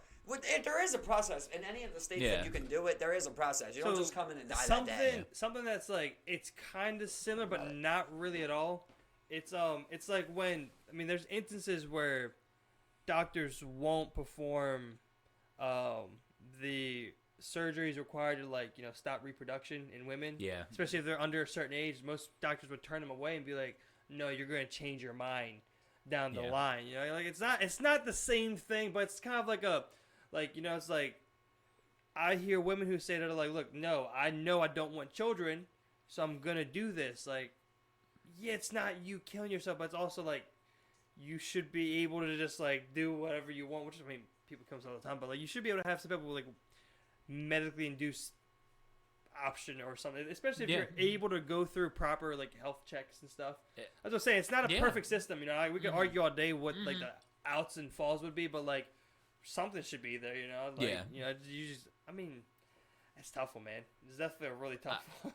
But that part of me goes like, yeah, you should have that right. You should. It's you at the end of the day. I don't know. I'm positive someone could come say something and change my mind about it. That's how unsure I am about it. Yeah. Just like I don't want to say like this is the way to go. Like, but I don't think anything's a closed. Here's my thing. I don't think anything's a closed book though. Like you can always talk about it. You can't say that women have to go through all this shit to get their tubes tied, but then not agree with abortion. Because now it just seems like you're telling them, look, they're like, look, I don't want no kids. And you're like, no, you might want kids. Then they end up getting pregnant and they're like, I don't want this kid. Yeah. And then you're like, no, you got to have that kid. Like, now it's getting weird. Well, that's the thing. Like, it's that's so weird. That's something that's not like enforced by any law, but doctors will take it upon themselves to say, hey, I don't think that's a good idea. Like, even though like you can just go do that for no reason. You can get your tubes tied for no reason. I believe in Maryland it's actually a law, but doctors would just say. In Maryland, I think it's something barbaric, Like, you got to have 3 children. Are you serious? There's stipulations to it? There's definitely states where you got to have like a certain amount of children before you can apply for that. I think you can still like apply for it, but it's like you got a low chance. You can't just make that call in some states. Like I'm pretty sure you can because you can just go and get a vasectomy. You can just go get a vasectomy. I'm pretty sure you can just go. And that's why women doctors are mad about that. Yeah, they're not on. That's what I'm saying. I don't think there's any law that says that. I think it's just doctors would literally refuse to do it. Because they don't agree with it. Bro, I'm pretty sure there's a law. I'm pretty sure I was just reading into this. That would definitely be like a huge fight. Like I don't think that's a law. Yeah, I don't think so. And there's no stipulations for men. You can go whenever. You can just go and get a vasectomy whenever you want. Oh damn! But I believe vasectomies are also reversible. Are they seriously? I believe. I always just thought they weren't. I believe you can get I believe you can get reversed, but I don't know. You know what I mean? Like this is coming from a very ignorant position. Yeah. You know, it's like I'm just like I think. I didn't know there was. Oh wow. I didn't know there were stipulations. Damn. As I'm saying, that's why this is a Shitshow. Yeah. There's something I like to try and figure out now. Like, there's some things where I'm just like, is it have you called it anything? Because like. Yeah. When he looks into stuff like that, it's just like, no, I don't think he's found anything. Like, I don't think there's any law that says that. That's like that'd be like a huge like my body, my fight type of thing, you know? Yeah, like, yeah. You know, it's like, that would fit right in. You told me I can't get a vasectomy before. So and so protest. That's weird. In my head, that's weird that it's not on a even playing field. Like you'd think it would be. Like at least. If one can do it, then the other's flip side could do it. You think you'd. Well, we've seen that's not true. Though. Yeah. Even with that kind of stuff, I always just thought it was the same. Yeah. That's something I literally never thought about. Yeah. I definitely don't think there's any law pertaining to anything regarding like that. I mean, Yeah, I'm trying to figure out which stage it is, but there definitely is. There's health reasons too, like you know, like especially with high susceptibility to like premature births or miscarriages. You know, like sometimes it's medically recommended you get your tubes tied. Yeah. You know, that's probably not even the right term. That's probably the most fucked up term I could get. Okay, yeah, so I guess they're saying that, like, on the thing, they're overreacting, but it says physicians will sometimes decline to perform the procedure on women who are young because they might regret the choice later on, who are childless or have only one child because they might want more children, or whose partner spouses are not involved or fully in accord with the decision. Yeah, which is completely fucked up. It's like, this lady says I got a tubal it's called a tubal. At 26 years old, I had a fight to get one despite living in New York City, being married to a man as adamantly child-free as me, working in not one but two fields that are well known for being unfriendly to kids, loan, entertainment, blah, blah, blah. This was a 2007. Huge deal. Like, it's hard to do. Yeah, it's hard to do, so maybe not law against. But a doctor can refuse to do a surgery. Yeah, 100%. So if you're somewhere like Wisconsin, but like, it might just be a thing. Based off that, where it's like, we ain't doing it. You might want kids down the line, lady. It's just like, That's so weird. It's not woman asking you as a doctor. What about somebody like you're going to get about somebody's just like, you got some big old nuts? Well, I mean, me personally, I'm sitting there, I'm like, yeah. It's like, you shouldn't get these clipped. You got some big old nuts. She's still holding them right there. I mean, me personally, I'm just like, yeah. It makes me think, for some reason, that makes me think about, like, say you're going to get like a pap smear or something. You know what I mean? Not a pap smear, but like a colonoscopy, you know, with the fingers, where they check with the fingers. Yeah, like, you imagine, like, somebody just takes some Vaseline, he oils your ass all up. He oils his fingers all up, like, right before he's about to go in, like, door just opens, like, it's the doctor, and he's just like, who are you? And the guy just runs out the room or something like that. Yeah. Pushes the doctor and runs out the room. Like the prison situation, you know? That's the worst nightmare. He's just like, your ass is all Vaselined up. And he's just like, I'm the one that does this. That's not your assistant. Literally. Especially when it's all Vaseline up. The only thing stopping them is the doctor coming in. Yeah, I just picture Vaseline's like overflowing on your ass cheeks, you know? Like, it's just... it's a very liberal amount. It's so much. A very liberal amount. He used half a tube of Vaseline, bro. You know, from back to thigh is Vaseline. Yeah, he's just like, it's overpour, the bottom of your balls. You have some on your upper back. You should never have Vaseline in your upper crack at all, ever. Is this too much? As he's spreading it on, he's just slapping it on like it's like fucking spray paint. You know it's too much. It's like sunscreen. Look, it's funny because he did like 5 or 6 times. Then you're like, is this too much? He's like, no. You know it's too much Vaseline when he goes in the container and it makes a noise from my air pocket. You know, it's just like, or from the squeeze tube. It's like, you know, it's way too fucking much. Now it's gonna be cold now. It's gonna be cold. And then like he just holds it onto his fingers. He's holding your lower back, like on his lower back. He's just like, all right. Oh my god. He's making you arch. Could you imagine right before they go in, they just hold you? It's like, he's making you arch, and he goes around before he. Well, this made me think of this because like this guy at my job was telling me how he just got one with the microscope his ass. I didn't know they put you to bed for that. Colonoscopy? Yeah. I thought you were awake for that. I thought so too, but they put him to bed. So I was like, well, how do you know? He's probably what exposed to. Like I want to know. It's weird, but like I want to know what happened. You know what I mean? Yeah, put me to sleep. Like, what if you just woke up and a guy was like, what if you woke up and a guy was just like tightening his belt right next to you or something? You know what I mean? It's like that Seinfeld bit. Every time they went to the dentist, he would leave with his pants on. Let's say you felt a leaky feeling from your asshole. You felt leaky from your asshole. They're like, oh, just for the camera. Yeah, well, your asshole's leaking semen. And he wake you up real quick.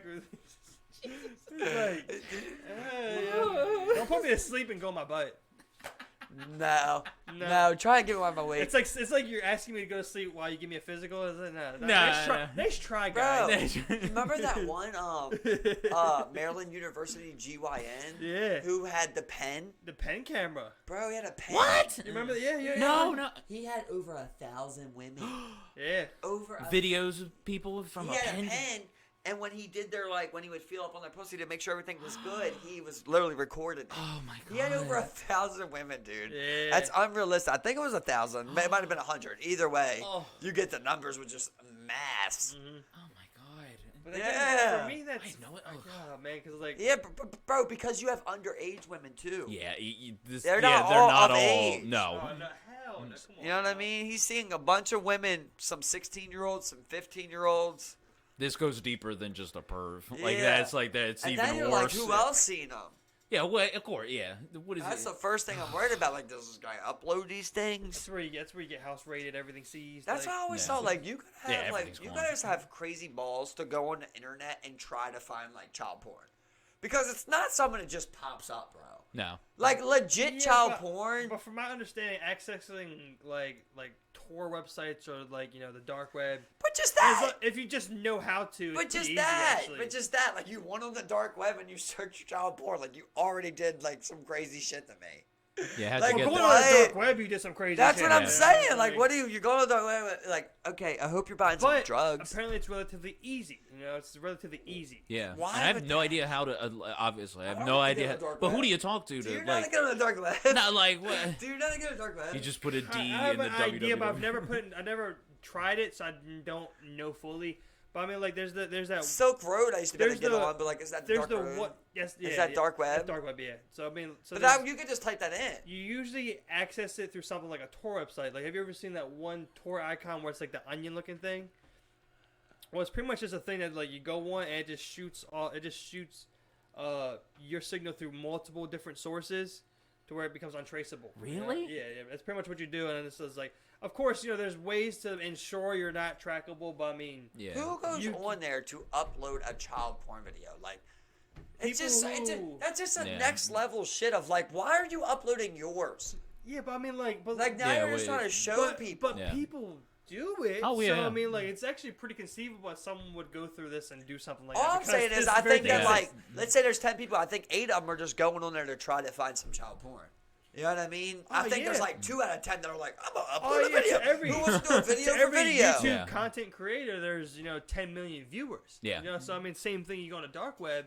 There's a person that's like, I can't find what I want on the dark web, so now I make what I want on the dark web because I know people want to see it. Yeah.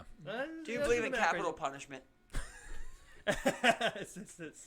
As I gotten older, yeah, I think like when I was younger, I was like, no, that's awful. Yeah. But I don't know. The more I get, I don't even know if I have justification for it. But I think I do. Yeah. There is some line stepping that I don't think you can go back from. I think. Yeah. I don't know if that I don't know if that's barbaric. I have no idea. But I used to go, no. I don't think because I don't think there's rehabilitatable people. I don't think there are. There's some you can't. There's some so what are you gonna do? Yeah. I'm a fan of more of them. We've talked about this before. I think there should be more of them. I think that there's no reason somebody should wait 10 years. Oh yeah, because it's a long system that takes just because forever. You don't want to have another number that year. Yeah, that person deserves to die. You've already found him guilty twice. Yeah. This is always my main point is like I just don't see it being implemented. You know, it's just like you can believe in it, but the implementation Something cool I want to tell you. I believe it was in Wyoming or Wisconsin. You can't have the death penalty without DNA evidence or an eyewitness. I thought that was a good start, right? Where you're like, look, maybe we can find you a life, but if we ain't got an eyewitness or DNA, then we can't say that you deserve death. Yeah. Because I feel like, once you get DNA, I've been watching a lot of Forensic Files. It's funny how much people leave DNA. Like, even people that clean up after themselves, they still leave I don't think you can avoid it, right? I don't think you can. A lot of people use bleach to try and clean the spots. Yeah. And then they have tests that show if people use the bleach. They know the cover-up. Yeah, they so know. They'll go to certain areas and it's just all white. Yeah. They're like, oh, somebody used bleach right here to cover this weapon up, or to clean this weapon. So it's like... it's hard to cover up a murder, Like, I remember, one guy, he, super glued a mat to the ground. And then, the detectives were like, well, that don't make no sense, you know what I mean? Why can't I move? So they ended up ripping it up, and there's, a bullet hole underneath of there, and they figure it out from there, But I'm just like when the Aaron Hernandez thing, that dude left every bit of, evidence he could. Oh, not good criminal. Straight not good criminal. I had a dream one time where, Jeff, actually... I'm driving down the street and there's this bar next to me, and next thing you know, Jeff cuts me off in the street, and he's like, "Bro, He's like, I just killed someone in this bar. He's like, I need your help. And like, in a dream, like when you don't know it's a dream, like you're really processing that as if it was you. Yeah. And I remember being like, I do not want to get involved in this. But I'm like, I'm already. That's my buddy.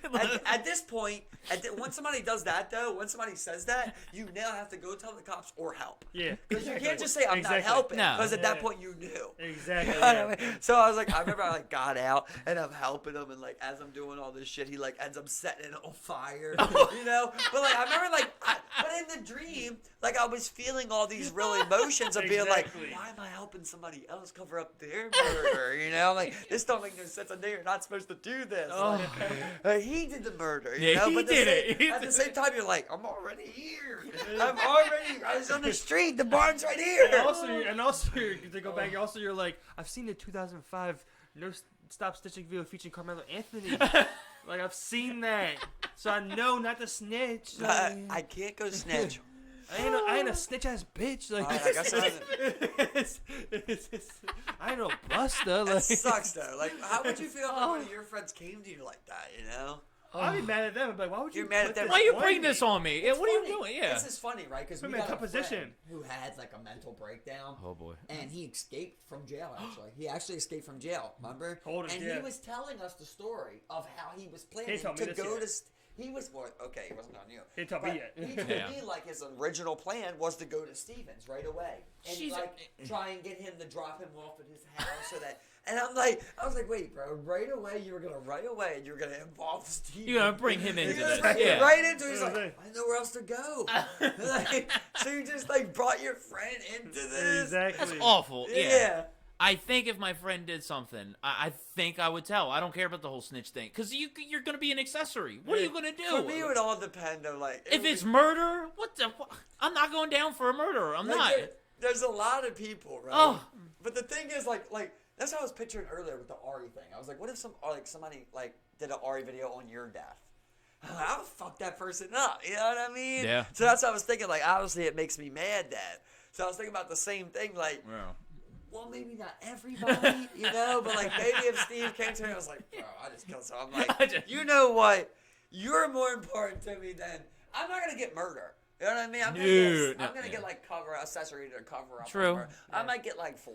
Yeah. You know, I can get out like 2. Yeah. You know, you take full blame. I'll take a You're plea. just like, I did it all. Real quick, you know what I mean? I brought him into this. I ended up doing 11 months. You know what I mean? I'm like, that was worth it. Try and get my boy out of it. It's like, if I was to do something like that, I'd be like, all right, Mike, if I agree that if we ever do get caught, you can testify against me. It's like, just take the stand and I against just say me. you put a gun in my head. And put me away. And you were just like, help me or I'll fucking blow your shit off. And I'm like, he's got a body right there. I believed him. and I would go and stand up and be like, I wish I killed him. Yeah. I wish I killed him. You gotta lay down the law to start, though. Yeah. The thing to me is how people believe, like, people are gonna put their hand on this Bible and all of a sudden the truth's gonna come out. Sure. Yeah. Sure. Yeah. Like, I love that one, I think it's the Keanu Reeves one where he's the lawyer. Oh, the Devil's Advocate. Devil's Advocate, yeah. He says a part where he's like, of course they're gonna lie. Everybody lies. Everybody when he's lies. like interviewing people, yeah. He's like, of course they're gonna lie. Everybody lies. It's like, I bet that a lot of lawyers know, like, this is a lie, but they literally can't say you're lying because you're sworn to the Bible. It's just so, and that's why, it's so weird. And that's why you have to piece apart the argument. Bro, I'll lie on my mama's grave if it's for murder. If you're telling me if lie I'm going away and get away with it, I'll lie. And that's why I become in the future. It's like you'll be on trial. And it's gonna play this very podcast. Yeah, it's gonna. And the lawyer's just gonna tear you apart. They put it right there. What's wrong? The lawyer's gonna just thinking. You can't incriminate me with that. You can't tag your credibility. Is this guy really credible? He just said I was lying. At this point, he literally swore his mama before he lied. Before I showed this video. At this point, though, I'm gonna get me a nice looking whore, and we're gonna literally suck off that lawyer on camera, and I'm gonna be like, "You want to play videos?" You know, that's the kind of way I'm going. We could get one of them. We can even get a juror, the judge, or a lawyer. Tell me I can't get one of them. And or a prostitute to suck sucking off. His dick? Prostitute. A prostitute. Oh, okay. I'm gonna get a prostitute to film him while they suck his dick. I thought you were saying. And then I'm gonna go suck his dick on video for video. And then hold that against him. Can we really trust this guy? Can we really trust this guy who gets his dick sucked by random whores? I'm glad you clarified because I thought you were gonna suck his dick on video. Remember South Park? And then like the jury's just gonna look at you and be like, "Have some self-respect. Like, you just suck the lawyer's dick." Like, remember on South Park where Cartman's like, "He's guilty, gay." It's like, yeah, look at these pictures. They're like, Cartman, this is Butter's dick in your mouth. Yeah. He's like, yeah, why would he do that? He's like, he's asleep. He's like, this makes you gay. He's like, no. Oh, no, he put his dick in my mouth. That's literally what it reminds me of. Exactly. Man. But you gotta fight fire with fire. But I'll lie about anything. And you can tell the juror that, okay? I don't care. At this point, that I can't be a witness neither, okay? At this point, I can't even be used, all right? Because you can't even trust my word. Well, at that point, everything that you then said at that moment was like, my client has an alibi. Well, what about if I just refuse to swear on the Bible? Like, what if I'm just like, I ain't put my on that Bible? You gotta swear on something. Do I have to? You know? Do I have to? It's like, I'll swear on the on Doctor Who's Season 11 signed screwdriver. I will swear on that. It's like, I'll swear on a signed Cal Ripken jersey. That's it. Whatever, you know. Jersey in the It's like, bring it out. Somebody really brings it out. Put your hand. Okay. I'll swear on John Cena's 2009 WWE Spinning Championship belt. Lay your hand on it. It's like, I'm not. I never thought I'd see this in my life. Oh my God! I gotta. Anything. Yeah, at this point, you got me. I'll tell the truth. Exactly. Okay, thank you for letting me see this. I literally thought I'd die without seeing this. Can I spin this one time? Yeah, as you put it on there, like as you come off your hand, you're like, fring and spin. Yeah, it was let it go. All right, so there's 7 other victims. This is how I did it.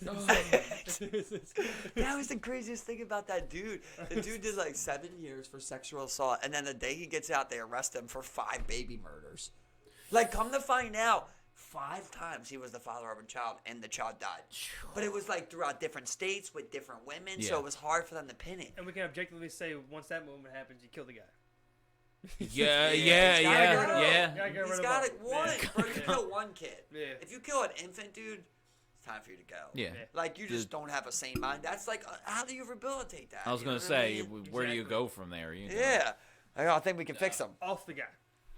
Off the guy. Here's my thing, though, always. Is it the family's choice? How do you feel about that? Because I feel like the family should get a choice of being like, government handled, human handled, you know? Like, at the end of the day, like, if you're John Jones, oh, right? the victim's family. Let's say you're John Jones and, like, your sister ends up getting raped and murdered. Do you want the government to just squirt some shit in his veins and kill him? Or do you want him one-on-one in a room?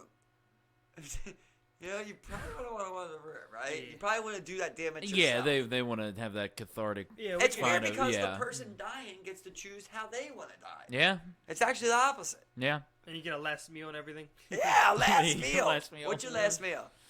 We've been over this before. You can go ahead, yeah. I'd like probably some seafood pasta with like all of it, with no special spaghetti, spot. spaghetti and clam, spaghetti and clam sauce with everything in it, mussels and stuff. Because I like pasta and I like seafood, so it's the perfect combo. I'd probably do that. I've never had seafood pasta.